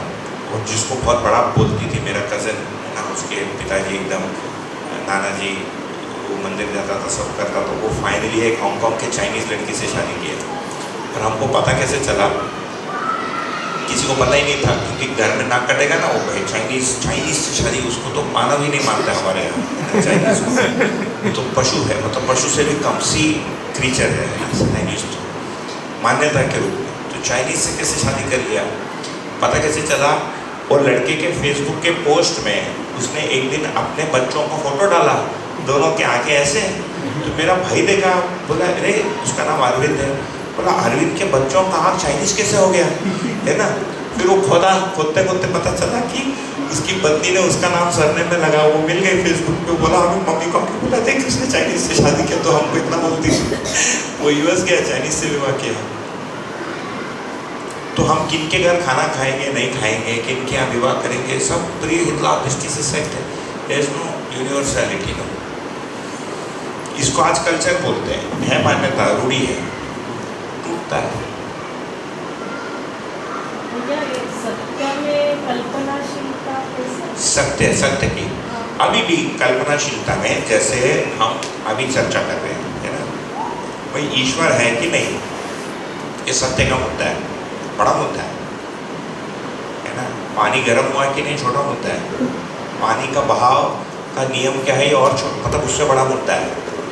लेकिन बहुत बड़ा मुद्दा है कि ईश्वर होता है कि नहीं। सो आध्यात्म से रिलेटेड वस्तु है, तो उसको समझने के लिए सत्य की दृष्टि का प्रयोग करना पड़ेगा। हमारे अंदर सत्य की दृष्टि है, हो सकता है किसी में सुप्त हो, किसी में अल्प जागृत हो, किसी में अर्ध जागृत हो। तो जब यहाँ पर अस्तित्व दर्शन की आपके साथ चर्चा की गई, हुआ था ना, व्यापक वस्तु है, इकाई है, पारगामी है, पारदर्शी, ये सब आप सुने हैं। मैं लास्ट के 4 दिन के लिए आया हूँ, जो 9 डे के आइटम पूरा नहीं हुआ है, वो आइटम पूरा नहीं हुआ नहीं, वो 9 दिन में आइटम नहीं। हाँ, 9 दिन में कुछ भी पूरा नहीं हुआ। 9 दिन तो 9 दिन है ना। एक बार केदारनाथ घूम के आने में 12 दिन लगता है, और वहाँ जाके मतलब सत्य समझ में आगे कहना कठिन है, इट विल टेक टाइम, है ना। लेकिन तो ये व्यापक वस्तु है नहीं है, जो भी आपको बताया जाना है, इसको समझने के लिए आपको, आप जो ईश्वर को मानते हो उसको छोड़ना पड़ेगा, थोड़े समय के लिए उसको साइड में रखना पड़ेगा। वो आपके लिए प्रिय है, क्योंकि उस भगवान को आपने भी नहीं देखा है। जो भी आपके घर में ईश्वर को लेकर मान्यता है, आज तक यदि मैं पूछा आज तक किसने ईश्वर को देखा, उत्तर आएगा 0। नहीं, जिन्होंने देखा उनका समाधि बना के हम उनको पूछते हैं, उनके नाम से कचौरी भी बिकता है नहीं, शेगांव का कचौरी बिकता है ना। कौन से महाराज है शेगांव में? गजानन महाराज ने मान लीजिए ईश्वर का ज्ञान हुआ, अनुभूति हुआ, वो के नाम से कचौरी बिकता हुई। तो समझ में आता है, एक आदमी सत्य को देखा, उस सत्य को देखे हुए आदमी का नाम को एक आदमी लाभ के लिए उपयोग करता है। जैसे पतंजल बोल के एक व्यक्ति हुए, उन्होंने समाधि कैसे होना है उसके लिए एक सूत्र लिखा, 195 वर्सेस, पतंजल योग सूत्र है। उसके नाम से बिस्किट और हलवा बिकती है ना, चिप्स बिकता है, टूथपेस्ट बिकता है, टॉयलेट सोप बिकता है, पतंजल टॉयलेट सोप। तो सत्य की दृष्टि समझना आपको, तो जो नाम है वो सच्चाई से संबंधित है, लेकिन दृष्टि हम क्या उपयोग कर रहे हैं देखने के लिए, उसके अनुसार उसका वो वाला पक्ष। तो जैसे अभी हमने ये कहा कि आप हमारे में ये 4 आयाम है, इसके लिए आपको मानसिकता में सत्य की दृष्टि का उपयोग करना पड़ेगा, नहीं तो नहीं दिखेगा। ये जो शिविर है इसमें न्याय धर्म सत्य से संबंधित दृष्टि का आंशिकता में हम उपयोग करेंगे, तभी ये वस्तुएं दिखेंगी, नहीं तो वो प्रिय हित लाभ में दिखेंगे। तो यहाँ बैठना तो हानि है ना, आपके लिए भी लॉस है, मेरे लिए भी लॉस है। मेरे लिए तो बहुत बड़ा लॉस है, ट्रैवल का खर्चा, इधर का खर्चा, आपके लिए भी लॉस है। अलाभ है यहाँ आना, लेकिन उससे परे कोई वस्तु हमको स्पष्ट हो रहा है या स्पष्ट होने की संभावना है, इसलिए आते हैं।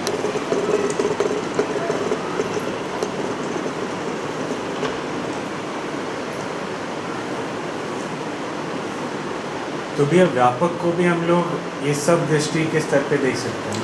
हाँ, व्यापक में लाभ नहीं आएगा, प्रिय अप्रिय या सत्य असत्य आएगा। व्यापक वस्तु होने नहीं होने से, जैसे स्पेस मेरे हित से तो कोई मतलब नहीं, तो प्रिय हित लाभ एक सेट है। तो यदि मैंने पढ़ के रखा पहले से, मान्यताएं जो हैं प्रधान रूप में चित्रण में रहते हैं, प्रधान रूप में ना, भ्रमित मान्यताएं।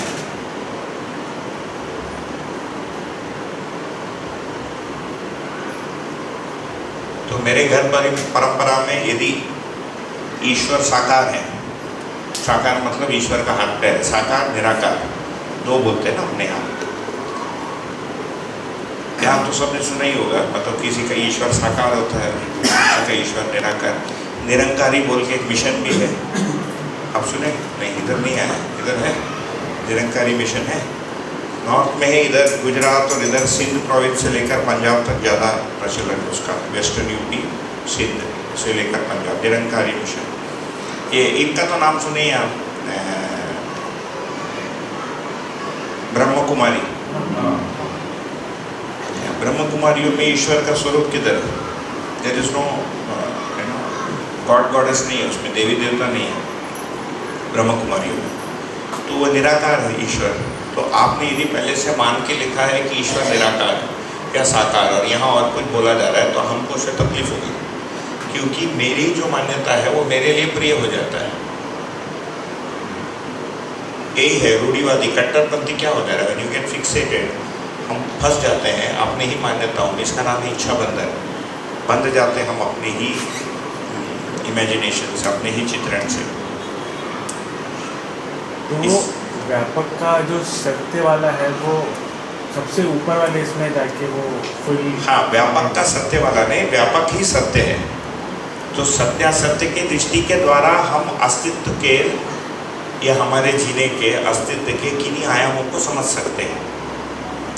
धर्माधर्म दृष्टि के प्रयोग से हम और किन्हीं आयामों को समझ सकते हैं। न्याय की दृष्टि से हम संबंध से रिलेटेड चीज़ों को समझ सकते हैं। लाभालाभ की दृष्टि से ट्रांजैक्शन को समझ सकते हैं। हिताहित से शरीर को बनाए रखना समझ सकते हैं। प्रिय अप्रिय से अच्छा लगना बुरा लगने को समझ सकते हैं। इंद्रियों के लिए क्या अच्छा लगा बुरा लगा। तो सत्यासत्य की दृष्टि का उपयोग यदि करते हैं तो व्यापक वस्तु को अप्रोच कर सकते हैं, वृत्ति से, चित्त से, उसके बाद बुद्धि से, फिर मध्य क्रिया से, मध्यस्थ क्रिया से। हाँ जी, आपको माइक ले लीजिए, पंखे चल रहे हैं ना, किसी को सुनाई नहीं।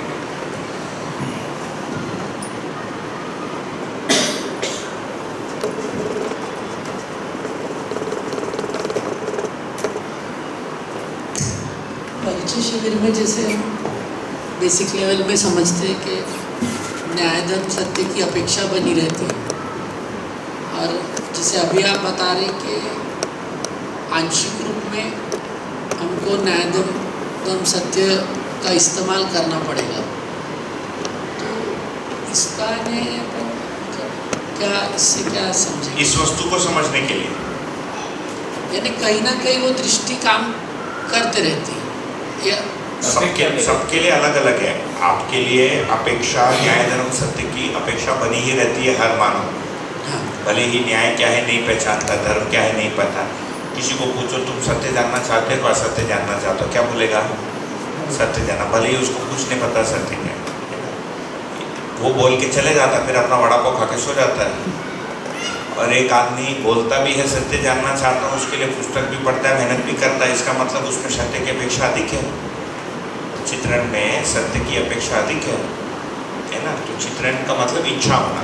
ये चित्रण पूर्वक ही हम इच्छा करते हैं, ये आपने सुना होगा, ये सुना है ना। इसका नाम है इच्छा, विचार और आशा। आशा है ना। इसको और जीवन क्रिया को जब हो पाएगा तो करेंगे। तो इच्छा में सत्य प्रधानता में है, धर्म है, न्याय है, लाभ है, हित है, प्रिय लाभ है, प्रिय न्याय है। ऐसे बहुत सारे कॉम्बिनेशन चित्रित होते हैं इच्छा के रूप में। ओके, तो जो एक क्लास में 200 लोग बैठे हैं एक कक्ष में, तो सबका एक ही जैसा ऐसा नहीं है। किसी का लाभ अधिक होगा, किसी का न्याय, ये सब इसी को पूरा संस्कार कहेंगे। तो एक पूरा कलेक्शन है लोगों का। कोई अधिक चित्रण किया है, कोई विश्लेषण अधिक किया है, कोई मनपूर्वक विश्लेषण किया, ऐसा अलग अलग मिलेगा। तो इसलिए फिर ओवरऑल देखेंगे तो न्याय धर्म सत्य की अपेक्षा है। यहाँ जितनी भी बातें हो रही है ये सारा न्याय धर्म सत्य दृष्टि से ही मैंने ज्ञात होगा, नहीं तो नहीं होगा। इसीलिए मैंने इधर कहा कि तीव्र इच्छा है। हाँ, इस ये जितनी भी चीज़ें हैं, आपको जो अच्छा लगे वो तो नहीं बताया जा रहा है ना। आपको क्या अच्छा लगता है? आप ईश्वर को नहीं मानते तो मैं ईश्वर नहीं है बोल दो, आप हैं मानते हैं तो मैं हाँ बोल दूँ, ये तो आपके अनुसार हो गया। तो ये दर्शन का शिविर आपको प्लीज करने के लिए नहीं है, यथार्थ को बता रहे। यदि यथार्थ है तो है ना, वो है कि नहीं आपको पता करना। तो यथार्थ को यदि हम बताने जाते हैं, समझने जाते हैं, तो इसके दर्शन के सूत्र या प्रस्ताव के अनुसार आपको न्याय धर्म सत्य की दृष्टि का प्रयोग करना पड़ेगा, ये कह रहा हूँ। या उसी से संबंधित ये मैंने शब्द या अर्थ हैं। जैसे किसी को संग्रह करना अच्छा लगता है, असंग्रह शब्द सुन के उनको तकलीफ होगी, अरे यार फिर तो मेरा क्या होगा, क्योंकि पहले से मैंने संग्रह का सोचा है। तो क्या हो गया, असंग्रह शब्द के लिए मेरे अंदर अप्रियता आ गई ऐसा। जबकि न्याय धर्म सत्य दृष्टि से असंग्रह को देखूंगी, इसीलिए ये अस्तित्व दर्शन प्लस जीवन ज्ञान प्लस विवेक आचरण देगा ऐसा। हाँ भैया, जैसे माइक ले लीजिए, आप पीछे हैं। इसमें फिर समझते वक्त भी जैसे मैंने जिस ईश्वर को माना है अभी, वो मेरे लिए प्रिय है, उस अनुसार मेरा मान्यता बना हुआ है, और मैं उसी को मान के हूँ, तो ये सोचना मुझे पछती नहीं। ये सोचना पछती नहीं है, पछती नहीं है अपने में, मैं ग्रहण नहीं कर पाता हूँ, क्योंकि मैंने किसी एक चीज़ को माना है और मेरे में उसका पक्का ये बना हुआ है। तो अभी आप जैसे बोल रहे हो कि आपको न्याय धर्म सत्य दृष्टि से देखना पड़ेगा तब ये समझ में आए, तो इस बीच में क्या हो रहा है मेरे में? कोई इस बीच में ये होगा कि यही तो खूबी है इसमें कि अभी तो आप सुन रहे हैं इसको, सभी लोग, हम भी सुन रहे हैं, मैं भी सुना रहा, आप भी सुन रहे हैं। सुनना ही भाग हुआ है ना। सुनने के आधार पर आपको इसमें अपने ध्यान को नियोजित करना पड़ेगा, you have to apply yourself to it. तो इसका प्रत्येक शब्द का एक परिभाषा दिया है, एक डेफिनेशन दिया है ना, वो परिभाषा वास्तविकता को छूती है। तो हमारे अंदर मनुष्य में शिक्षा का विधि क्या है, हम भाषा और बाहर का जो भी सीन, जो भी एक इंस्ट्रूमेंट दिखता है, उसको देखकर उसके अर्थ को ग्रहण करने की क्षमता हमारे अंदर है, तभी शिक्षा संभव है, ये तो संभव ही नहीं है। जैसे सिविल इंजीनियरिंग का डिज़ाइन है, एक आदमी ने इस पर पुस्तक लिखी, लेकिन केवल पुस्तक से बिल्डिंग बनता नहीं, उस पुस्तक में जो लिखा है उसको बताने के लिए एक आदमी होता है, फिर उसको प्रत्यक्ष एक स्ट्रक्चर भी दिखाता है। तो वो बच्चा क्या करता है, उस पुस्तक को भी पढ़ता है, वो आदमी जो एक्सप्लेनेशन दे रहा है उसको भी सुनता है, उस स्ट्रक्चर को भी देखता है, ये तीनों मिलके उसके अंदर एक अर्थ ग्रहण होता है, वो है सिविल इंजीनियरिंग।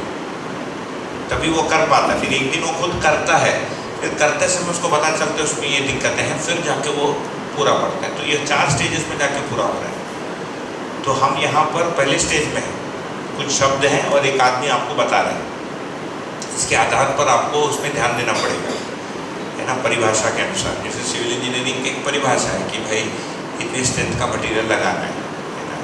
जैसे थर्मोडायनेमिक्स में कोई भी इंजीनियरिंग का कोई भी आप डिसिप्लिन लेंगे, मेडिसिन का डिसिप्लिन लेंगे, उसका कोई अर्थ होता है। जैसे लेबोरेटरी में टेस्ट करा होता है ना, कुछ लिखा रहता है उसमें, वो प्रत्येक शब्द का एक अर्थ होता है। लिम्फोसाइट लिखा रहता है ना, ये सब लिखा रहता है ना। जब ब्लड टेस्ट करते हैं, सीबीसी करते हैं ना, total blood count, complete blood count करते हैं, तो उसमें लिम्फोसाइट्स इतना है, ये ईसिनोफिल्स, बेसोफिल्स। तो बेसोफिल के हमको नहीं पता चलता, जो उस अर्थ को ग्रहण किया रहता है उसको अर्थ ग्रहण होता है। तो उस अर्थ को ग्रहण करना का मतलब है अध्ययन।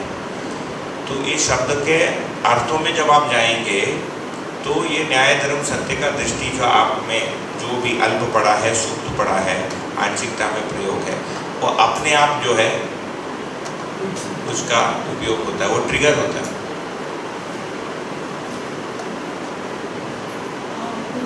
ये यदि प्रिय हित लाभ का ही होता, तो लाभ का यदि ये होता तो मल्टी लेवल मार्केटिंग की मीटिंग होती है ना। हम आपको 10 साबुन देते हैं, आप 4 लोगों को जोड़ो तो आपको 20 साबुन होगा, वो लाभ के लिए मीटिंग है। योगा का क्लास होता है ना, पेट घुमाओ, कमर घुमाओ तो तुम्हारा कमर का दर्द ठीक हो जाएगा, वो एक अलग क्लास। है ना, ये आयुर्वेद के कुछ चुटकुले हम आपको टिप्पणी दे देंगे, या कुकिंग का क्लास है ना, बच्चों के लिए समर के वेकेशन में कितने प्रकार के स्नैक्स बनाओ, ये प्रिय का है। या मैं अपने धर्म को आपको सिखाने आ गया कि मेरा धर्म ये सर्वश्रेष्ठ है, ये धर्म को मैंने प्रिय बना लिया। समझ में आता है? वस्तु है धर्म, लेकिन दृष्टि है प्रिय की, सार्वभौम नहीं है। ठीक है, तो वो शब्द का अर्थ, तो क्या क्या स्टेजेस करना पड़ेगा आपको अध्ययन में, इन स्टेजेस को यहाँ यदि लिखेंगे। पहले स्टेज का नाम है श्रवण या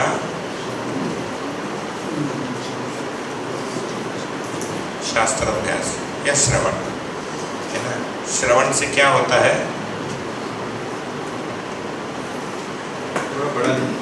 और पढ़ा लिखूं?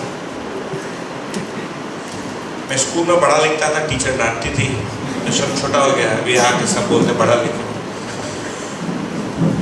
मैं इंग्लिश का जब वो देता था आंसर, तो मेरा ऐसा लिखने का स्टाइल था कि पूरा आंसर एक ही पैराग्राफ में ख़त्म हो जाता था मेरा, 1.5 पेज का एक पैराग्राफ। तो मेरी टीचर बोलती थी तेरा आंसर तो सही है but learn to write shorter sentences.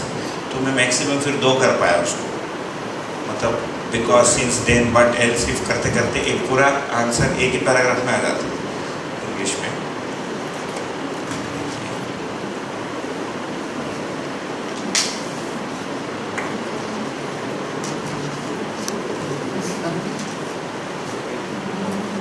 ये ठीक है? श्रवण, तो श्रवण में क्या होता है? प्रधान रूप में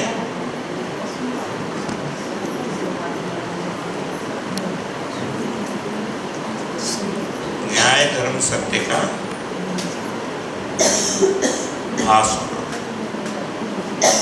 एक ग्लिम्स मिलता है, ऐसा लगता है कि ये कुछ सही बोल रहा है। जैसे आप लोग यहाँ बैठे हो, कम से कम आपको इतना तो अभी एक सेंस होता होगा कि आदमी फेंक नहीं रहा है, ये कुछ भी नहीं बोल रहे, कुछ तो आपको इसमें सहीपन लगता है।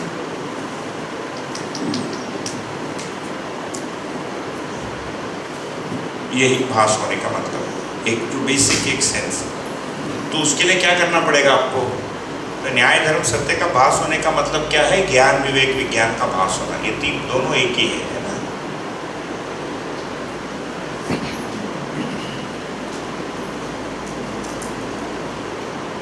ये आगे आपको अध्ययन में आएगा। तो भास होना, तो भास होने में क्या मतलब है आपको? शब्द बस परिभाषा प्लस उसका व्याख्या जो मानव द्वारा दिया जा रहा है का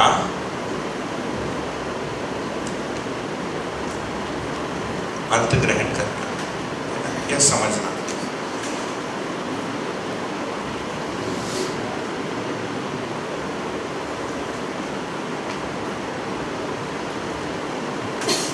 तो शब्द का अर्थ है ना, तो एक ऐप आहे त्याचं लिंक तुम्ही पाठवू शकता।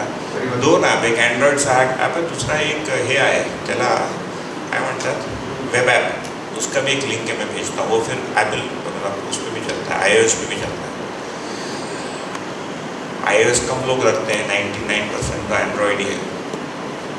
एक ऐप है, आगे आप अध्ययन करेंगे। तो इसका मतलब क्या है कि सच्चाई का सूचना को हम सोचेंगे है ना, उस पर ध्यान देंगे, उसका डेफिनेशंस दिया है, परिभाषा। उन परिभाषा भी नहीं, जैसे आपने पूछा सत्य क्या है, विवेक क्या है, विज्ञान क्या है, ज्ञान क्या है, इसका एक डेफिनेशन है। वो डेफिनेशन कैसे बना है? वो बेसिकली अस्तित्व में किसी वस्तु वास्तविकता को इंगित करता है। जैसे अभी हम डॉक्टर के पास जाते हैं और वो डायग्नोसिस करता है, वो बोलता है इसको लिवर सिरोसिस हो गया। सिरोसिस शब्द आपको समझ में नहीं आता है, तो सिरोसिस शब्द जो लिवर है, लिवर को यकृत बोलते हैं शायद, हाँ? तो उसमें कोई कंडीशन का नाम है, तो फिर आप सिरोसिस शब्द को जाके ढूंढेंगे तो मिलेगा कि लिवर में फलाना फलाना जब स्थिति बन जाता है, इसका नाम सिरोसिस है। तब हमको समझ में आता है कि डॉक्टर क्या बोल रहा था। या बोलते हैं ये एनीमिक है ना, तो एनीमिया हमको समझ में नहीं आता। तो एनीमिया एक शब्द है, उसका एक परिभाषा है, उस परिभाषा के अर्थ में कोई एक स्थिति है, वो स्थिति हमको ज्ञात होता है, ये पता चलता है। मानव में सीखने का मेथड यही है, दूसरा कोई विधि नहीं, अर्थ ग्रहण करने का दूसरा कोई भी मेथड नहीं। अभी भी शिक्षा में हम इतना ही करते हैं। स्कूल में भी कौन से बच्चे टॉप कर रहे हैं या अच्छा कर रहे हैं या अपने आप को अप्लाई कर पा रहे हैं, जिनके अंदर अर्थ ग्रहण हो रहा है। जो केवल सुन के आउट हो जा रहा है उसमें वो चित्रित ही नहीं हो पा रहा है, वो मन से ही आउट हो जा रहा है या केवल भाषा को रटता है।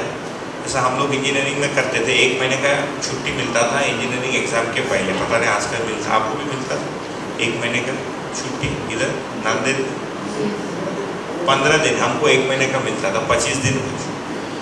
तो हम लोग 15 दिन रात को नाइट क्रिकेट खेलते थे फ्लड लाइट डाल के। फिर जब 12 दिन बच गया एग्ज़ाम को तो प्रेशर आता था कि अभी एग्ज़ाम में क्या करूँ, मर जाऊँगा। तो मैं अपने दोस्त को फ़ोन करता था, उन दिनों वो घुमाने वाला फ़ोन था घर पे, है ना, लाल रंग का एक फ़ोन था, ऐसा घुमाओ कि अरे इसका टेक्स्ट बुक कहाँ मिलेगा, है ना। तो 12 दिन पहले हमारे यहाँ एक अप्पा बलवंत चौक है पूना में, वहाँ टेक्स्ट बुक मिलता है, वहाँ से टेक्स्ट बुक लाने का, 10 दिन उसको रट्टा मारने का, एग्ज़ाम पास करके अगले दिन भूल जाओ, कुछ भी अंदर नहीं घुसा, मतलब एग्ज़ाम तक घुसा, उसके बाद फ्लश हो गया बाहर, ठीक है। तो अभी हमको आगे जो करना है वो यही करना पड़ेगा। इसका नाम है अध्ययन। अध्ययन का शुरुआत शब्द है ना, शब्द के साथ कोई परिभाषा, कोई डेफिनेशन है, उसको कोई समझाता है, उसके अर्थ में अस्तित्व में कोई वास्तविकता है। जैसे माँ एक वास्तविकता है ना, स्नेह एक मूल्य है, ठीक है। जीवन क्रिया में वृत्ति एक वास्तविकता है ना। मानव समाज एक वास्तविकता है, सुख एक वास्तविकता है। तो इनके शब्दों के अर्थों में हमको अध्ययन करना पड़ता। तो ये न्याय धर्म सत्य के दृष्टि के भावना बन जाता है इस क्रम में। ये परिभाषा और फिर व्याख्या लिखा है, परिभाषा प्लस व्याख्या। हाँ, तो ये व्याख्या का क्या अर्थ ले रहे भैया? व्याख्या मतलब कोई मानव इसको समझाएगा, नहीं तो परिभाषा को हम अपने हिसाब से ले लेंगे। अच्छा, मानव का इंटरप्रिटेशन।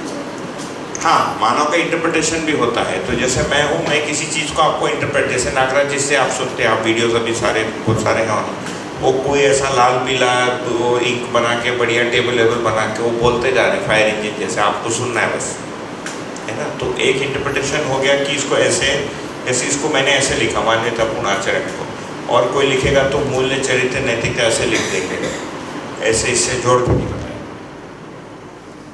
बात तो सही है, मनुष्य का इंटरप्रिटेशन तो जिस व्यक्ति से आप सुन रहे हैं उसका इंटरप्रिटेशन सटीक हो ये आपको मानना पड़ेगा। उसमें कुछ यदि मैंने वेरिएशन है वो आपको पता चलेगा, फिर आपको खुद उसको सॉल्व करना पड़ता है। क्योंकि फिजिक्स में क्या है कि आंखों से दिखता है, ये जितने भी चीज हम बात करते हैं एक भी आंखों में दिखता है, आता नहीं। जैसे माँ आती है, माँ के साथ भाव वो आंखों में आता नहीं। फिर माँ का देहांत भी हो जाता है, उसके बाद भी माँ बनी रहती है, आंखों में नहीं आती, लेकिन माँ मर गई फिर भी याद आती है ना। तो ये जितनी भी चीज़ें हैं आंखों में आता नहीं। वृत्ति से मैं विचार करता हूँ, विचार आंखों में आता नहीं। जिसको आज रैशनलिस्ट बोलते हैं वो क्या मानते हैं, जो आंखों में आता वही सत्य है, लेकिन उसका अपना गुस्सा आंखों में कहाँ आता है? गुस्सा अनुभव में आता है ना, स्नेह अनुभव में आता है, ठीक है जी।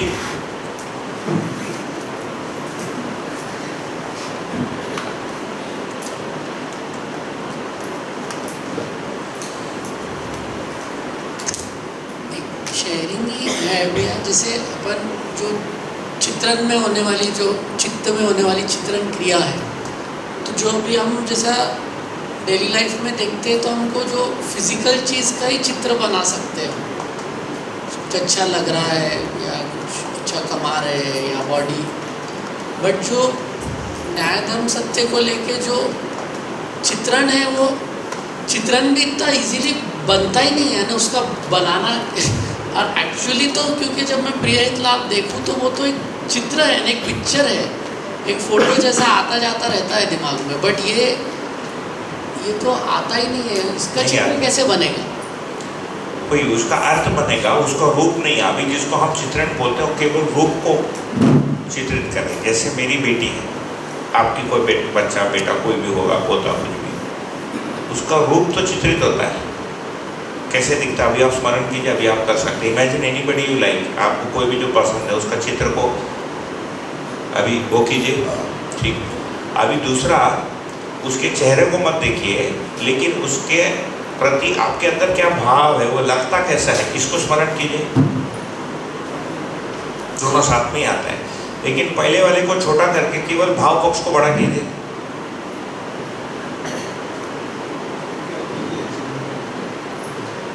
ये भी चित्रित ही होना है, लेकिन चित्रण का दूसरा भाग है, इसको बोलते हैं हम गुण। जो भाव पक्ष है, जो मूल्य पक्ष है, वो बड़ा हो रहा है ना। जैसे अभी देखिए दुनिया में जो सबसे जो फेवरेट टॉपिक क्या चल रहा है, धर्मों को लेकर और देशों को लेकर जो युद्ध है। रशिया ने यूक्रेन को मारा, आपको कैसा लगता है? अच्छा लगता है, बुरा लगता है? बुरा लगता है। जबकि रशिया आप में से कोई भी नहीं गया, यूक्रेन भी कोई नहीं, मेरे को पक्का कोई नहीं गया, वर्तमान से कोई नहीं पहुंचा होगा अभी तक रशिया और यूक्रेन, है ना। जो गया वापस नहीं आया होगा। तो रशिया और यूक्रेन चित्रित नहीं हो रहा है, रूप नहीं बन रहा उसका, लेकिन ये जो भाषा है कि इसने उसको मारा, वो मारा शब्द सुन के हमारे अंदर रिजेक्शन हो रहा है, ये ठीक नहीं हुआ। ये भी चित्र ही है, उसके प्रति हमारे एक प्रेफरेंस है कि ये गलत। वही यदि हम थोड़ा और इन्फॉर्मेशन ले लें कि पहले यूक्रेन ने रशिया को इतना दबाया, इतना तंग किया, और वो सब हमारे अंदर मान्यता बन जाती है। उसके बाद यदि ये प्रश्न पूछते हैं, बोलते सही माना, क्योंकि 40 साल पहले इन्होंने उसके साथ एक किया, कि वो एक एडिशनल एक लेयर आ जाता है, ऐसा चलता है। तो बात तो सही है आपका कि अभी तक हमारा जो अभ्यास है वो भौतिक रासायनिक वस्तुओं को देखने का ही है। जीवन में हमारा जो अभ्यास है, और प्रिय हित लाभ प्रधान दृष्टि से देखने का, न्याय धर्म सत्य को भी हम प्रिय दृष्टि से ही देखते हैं। जैसे हमारे घर में मैं अपने माँ को ऐसे हंसी मजाक में चिढ़ाते रहता हूँ ना कि यार मैं गलत घर में पैदा हो गया ना, यार बेकार है, तुम लोगों को ये है वो है, तुम मेरी माँ बहुत टेंशन में आ जाएगी ना, तो फिर बोलेगी देख कुछ भी हो जाए, हम जिसमें पैदा हुए वही सबसे श्रेष्ठ है ना, तुमको मानना ही पड़ेगा, ठीक है। तो ये क्या है, वो क्या है उनको पता ही नहीं है।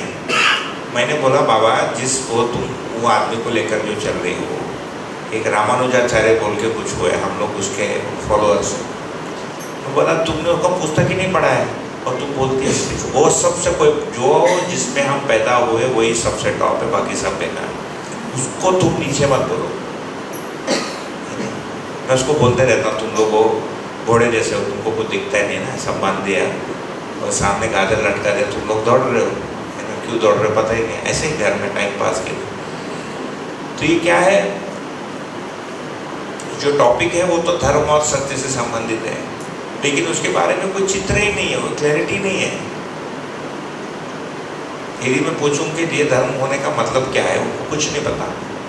इतना पता है ये हम प्याज लहसुन नहीं खाते है ना, आजकल खाते, लेकिन दिन साल में 15 दिन 20 दिन 25 दिन नहीं खाते, हम लोग खाने लगे। हमारे पूर्वज मेरे दादा नाना नहीं खाते थे, वो लोग आलू भी नहीं खाते थे, टमाटर भी नहीं खाते थे, बहुत कुछ नहीं खाते थे। नहीं खाने वाला लिस्ट लंबा था, खाने वाला लिस्ट छोटा था, है ना।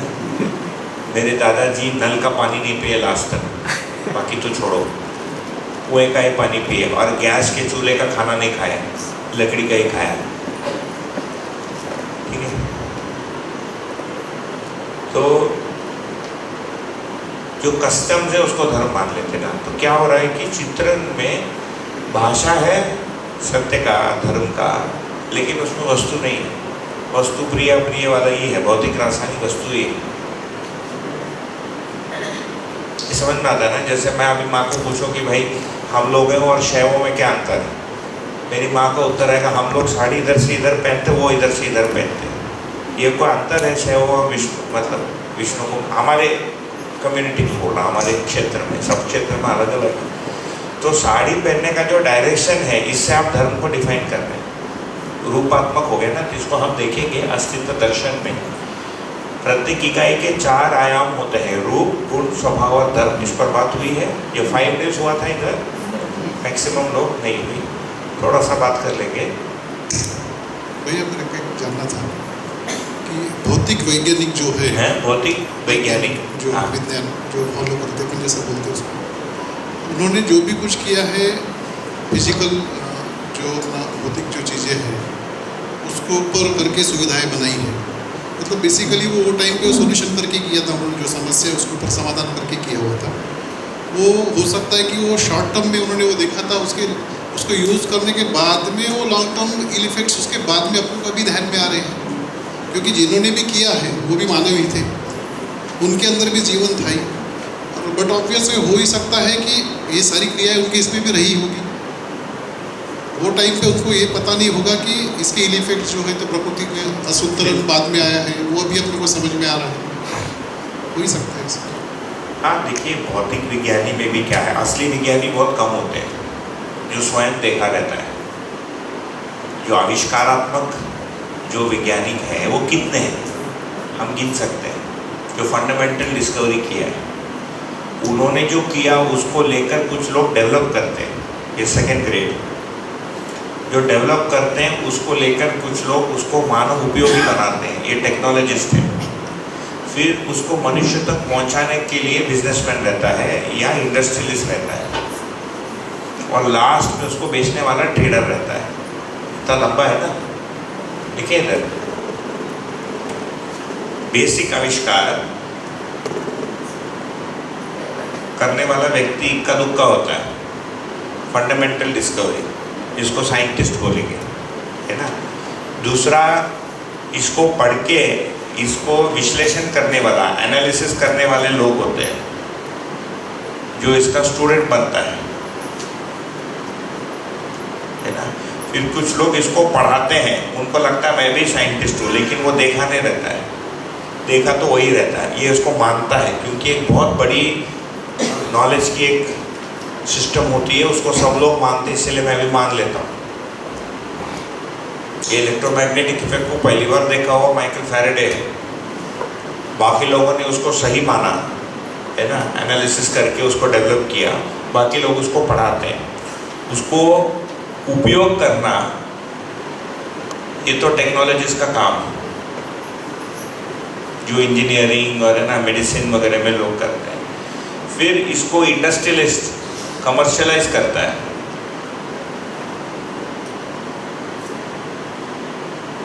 बराबर।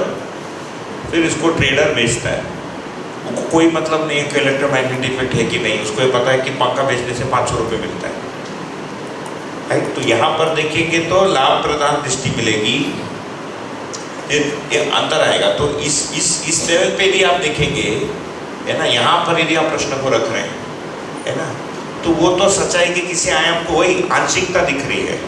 वो ये जो देखने का स्तर है उसमें इसका एक आंशिकता दिख रहा है।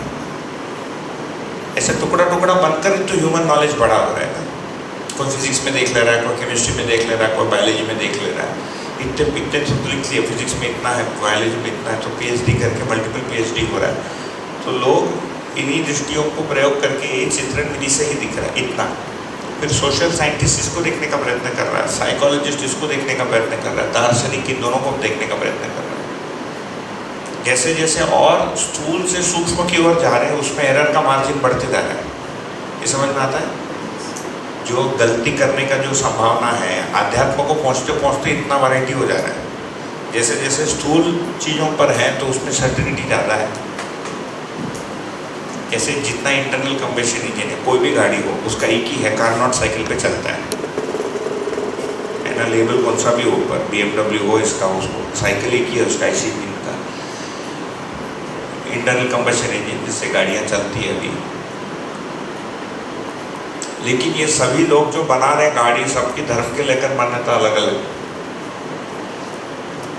ऐसा। तो कोई गलत उससे बना रहा ऐसा नहीं है, लेकिन उसके बाद वो बाकी उसके साथ जो बाकी जो प्रवृत्तियाँ हैं वो फिर सही है कि गलत। हाँ, जैसे मैं न्यूटन कहीं बताई तो सुनी हुई बात है जी। बस पीछे भैया मध्यस्थ दर्शन की रोशनी में आत्मा के स्तर पे जाके न्याय सत्य वगैरह इस लेवल से कुछ इंसान के लिए यूनिवर्सल ऐसा कुछ कम से कम बना सकते हैं? क्या बना सकते हैं? व्यवहार के लिए इंसान, व्यवसाय के लिए बिल्कुल इंसान के व्यवहार के लिए मध्यस्थ दर्शन की रोशनी में आत्मा के स्तर पे जाके सत्य न्याय धर्म के लेवल पे जाके कुछ इंसान के लिए यूनिवर्सल ऐसा कुछ बर्ताव करने के लिए यही पूरा ज्ञान है, यूनिवर्सल ज्ञान।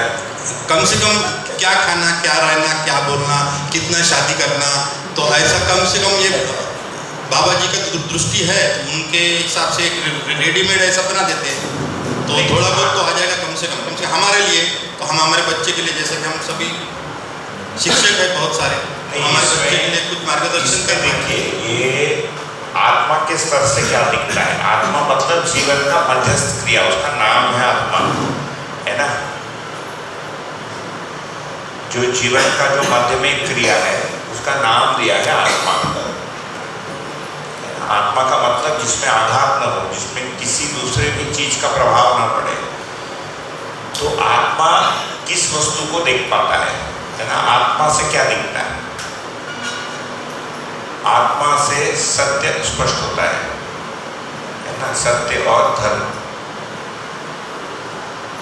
बुद्धि में धर्म और स्वभाव, हम देखेंगे रूप गुण स्वभाव धर्म को। चित्त का एक क्रिया है यहाँ पर, उसको लिखते हैं चिंतन।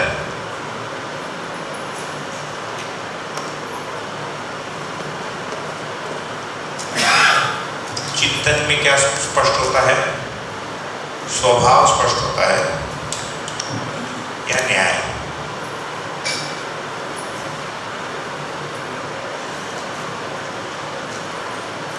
ठीक है, वृत्ति में देखेंगे और चित्रण में ये जो सेक्शन है इसमें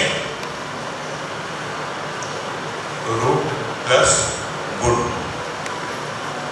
तो अस्तित्व में रूप गुण स्वभाव धर्म है ना, और न्याय धर्म सत्य ऐसे दृष्टि का कॉम्बिनेशन है। बहुत शॉर्ट में रखेंगे तो मध्यस्थ क्रिया से जो सत्य समझ में आता है उसकी के साथ ये स्वीकृति होता है कि ऐसा ही है। जैसे मैं अभी आपको एक बहुत सिंपल क्वेश्चन पूछता हूँ कि सभी मानवों को भूख लगता है, सही है कि गलत? इसका उत्तर क्या है? सही। You don't have to ask, आपको जाकर कोई पोल करने की, there is no scientific proof needed. आपको अपने निरीक्षण से पता चलता है शरीर का स्वभाव ऐसा है। सभी मानव में हृदय होता ही है, सही है कि गलत? कैसे बता? खुद का भी है कि नहीं पता नहीं। किसी ने, कितने लोगों ने ECG 2D एको कराया है? नहीं करा तो कैसे पता? ECG के बिना 2D एको टेस्ट के बिना आपने हृदय मान लेते हैं और वो एक्स्ट्रापोलेट कर देते हैं ना, उसको फैला देते हैं कि इसके बिना हो ही नहीं सकता, लॉजिकली पॉसिबल नहीं लगता है, बिना हृदय का कैसे हो सकता है? लॉजिकली क्या लगता है हमको? तर्क संगत विधि से लगता है कि संभव नहीं। इसको बोलते हैं सत्य भास होना। अभी जो आपने उत्तर दिया ये भास होना। तो मन और वृत्ति से भास होता है। सच्चाई है कि कुछ चीजें समझ में आती है ना। तो मन और वृत्ति के योगफल में क्या होता है? भास होता है। फिर वृत्ति और चित्त के योगफल में आभास होता है। वृत्ति और बुद्धि, चित्त और बुद्धि के योगफल में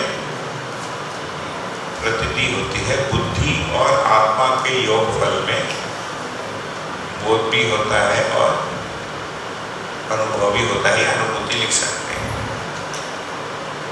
तो जैसे चाय मीठी है कि नहीं ये पता करने के लिए चित्त और बुद्धि की जरूरत नहीं पड़ती है, वो मन से ही पता चलता है। संवेदना से पता चलता है कि चाय मीठी है कि नहीं। वो जो मिठास है वो शक्कर से आया कि सुक्रोज से आया, ये इन्वेस्टिगेशन करने के लिए वृत्ति की जरूरत पड़ती है, नहीं तो जरूरत ही नहीं है ना। फिर सुक्रोज का केमिकल स्ट्रक्चर क्या है और नॅचरल शुगर का केमिकल स्ट्रक्चर क्या आहे ह्याच्यासाठी चित्तचा प्रयोग पाहिजे, त्याशिवाय ते करणार नाही, मनला नहीं कळत, मन को उतना दिखता ही नहीं है कि समझ में आता है। सुक्रोज का केमिकल स्ट्रक्चर क्या है, नेचुरल शुगर गन्ने के रस का केमिकल स्ट्रक्चर, इसके लिए चित्रण चाहिए तभी वो दिखता है, नहीं तो नहीं दिखेगा, नहीं समझ में आएगा, ठीक है। उसके लिए भी बुद्धि का प्रयोग की जरूरत नहीं है। तो आत्मा मध्यस्थ क्रिया द्वारा सत्य का पता चलता है, तो सत्य क्या है इसको हम थोड़ा सा देखेंगे। बुद्धि द्वारा धर्म और स्वभाव दोनों दिखता है, सच्चाई के ये आयाम दिखते हैं, उसको बाकी से मतलब नहीं है। चित्त से स्वभाव और न्याय समझ में आता है और रूप गुण भी उसमें लगा रहता है, तुलन पूर्वक गुण समझ में आता है और मन पूर्वक और चीजें। तो आप जो कह रहे हैं कि जो आपका प्रश्न था है ना कि नागराज जी ने को जो समझ में आया मध्यस्थ क्रिया या आत्मा के द्वारा, तो उससे मनुष्य के जीने के लिए जो फंडामेंटल नियम है वो निकल कर आते हैं। इसको पूरा करने का जो विधि है, जो वैरायटी है, वो हर जगह अलग अलग होगा। जैसे एक भाषा में इधर माता पिता हिंदी में लिखा है, आई बाबा मराठी में हो जाएगा, और हो सकता है कि इधर जो है यवतमाल या इस विदर्भ एरिया में आई बाबा को जो मिलेंगे तो यहाँ का अष्टमी के पैर छुएंगे, हमारे इधर पैर नहीं छूते, लेकिन भाव पक्ष एक ही होगा कि सम्मान होगा, स्नेह होगा, विश्वास होगा। जो वैरायटी है इम्प्लीमेंटेशन में, ये कल्पनाशीलता चित्रण पूर्वक रूप और गुण में वैरायटी होता जाता है। जैसे मनुष्य का आहार ये सच्चाई पूर्वक निश्चित हो सकता है कि मानव बेसिकली मतलब फिजिकली और एथिकली नैतिकता पूर्वक और शरीर पूर्वक मानव शाकाहारी है कि मांसाहारी, इसका डिसीजन दर्शन दे सकता है ना। लेकिन शाकाहारी में आप लहसुन छील के खाएंगे है ना कि नहीं खाएंगे, वो स्थानीय वैरायटी के अनुसार, जैसे विवाह कैसे करेंगे, 7 फेरे करेंगे, 7 ही क्यों 17 क्यों नहीं है ना, 270 क्यों नहीं, 5 क्यों नहीं, 3 क्यों नहीं, बिना फेरे की शादी नहीं हो सकता, हो ही सकता है। 2 लोग खड़े होकर डिक्लेयर करते हैं हमारी शादी हो गई, तो हो गई। डिक्लेयर भी मत करो, साथ में रहना शुरू कर दो, लोग मान लेंगे कि शादी हो गई। विवाह को भी देखेंगे तो फाइनली विवाह क्या है, देखो वो जो को पंडित जो बोलता तो ऐसे भी किसी को समझ में नहीं आता, 90% तो उसको भी नहीं पता रहता क्या बोल रहे, कोणाला कळतच नाही ना, काहीतरी म्हणतात हे काढा, ह्याच्यामध्ये टाका, मुली सब मामा इथे या, इथे बसा, मगर वो क्या बोल रहा है किसी को कुछ नहीं समझ में आता है ना। वो साथ में रहने को बोल रहा है, झगड़ा करने को बोल रहा है, भागने को बोल रहा है, कुछ नहीं पता, सब बैठे रहते हैं। और तो फाइनली क्योंकि 2 लोग फिर ऐसे भी डिक्लेयर कर सकते, आज से हमारी शादी होगी, शादी होगी का मतलब क्या है, हम दोनों साथ में रहेंगे, निभाएंगे, भागेंगे नहीं, और सब 50-50, पैसे का 50-50, सुख का 50-50, बच्चे का 50-50, घर का 50-50, माँ बाप का 50-50, इतना ही है। शादी का मतलब 50-50। मैथमेटिकली देखेंगे, तेरे पिताजी बीमार पड़े तो भी मैं आऊँगा, मेरे पिताजी बीमार पड़ेंगे तेरे को आना पड़ेगा, 50-50। 50-50 नहीं करना है तो अलग हो। 50-50 में क्या है, लोड शेयरिंग हो जाता है। मैंने कपड़ा धो लिया, उसने सुखा लिया, बच्चा धो रहा है ना, इसने पोंछ लिया, मैंने खाना खिला दिया, ये है लोड शेयरिंग होता है। नहीं तो पूरा लोड एक ही आदमी पर आता है, और बोर होने से झगड़ा भी करने के लिए कोई चाहिए ना, नहीं तो अकेले क्या करेंगे, थोड़ा आर्ग्यूमेंट भी। तो ये शेयर्ड जिंदगी जीने का प्रतिज्ञा विवाह, इतना बोल सकता है दर्शन।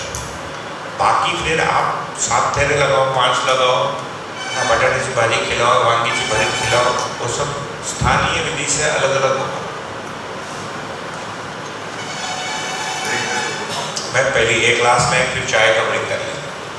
हमारे एक फ्रेंड है, उनके बेटे के विवाह में हम गए थे, अभी पुणे में किसी लॉन में हुआ था, है वो यूपी के हैं।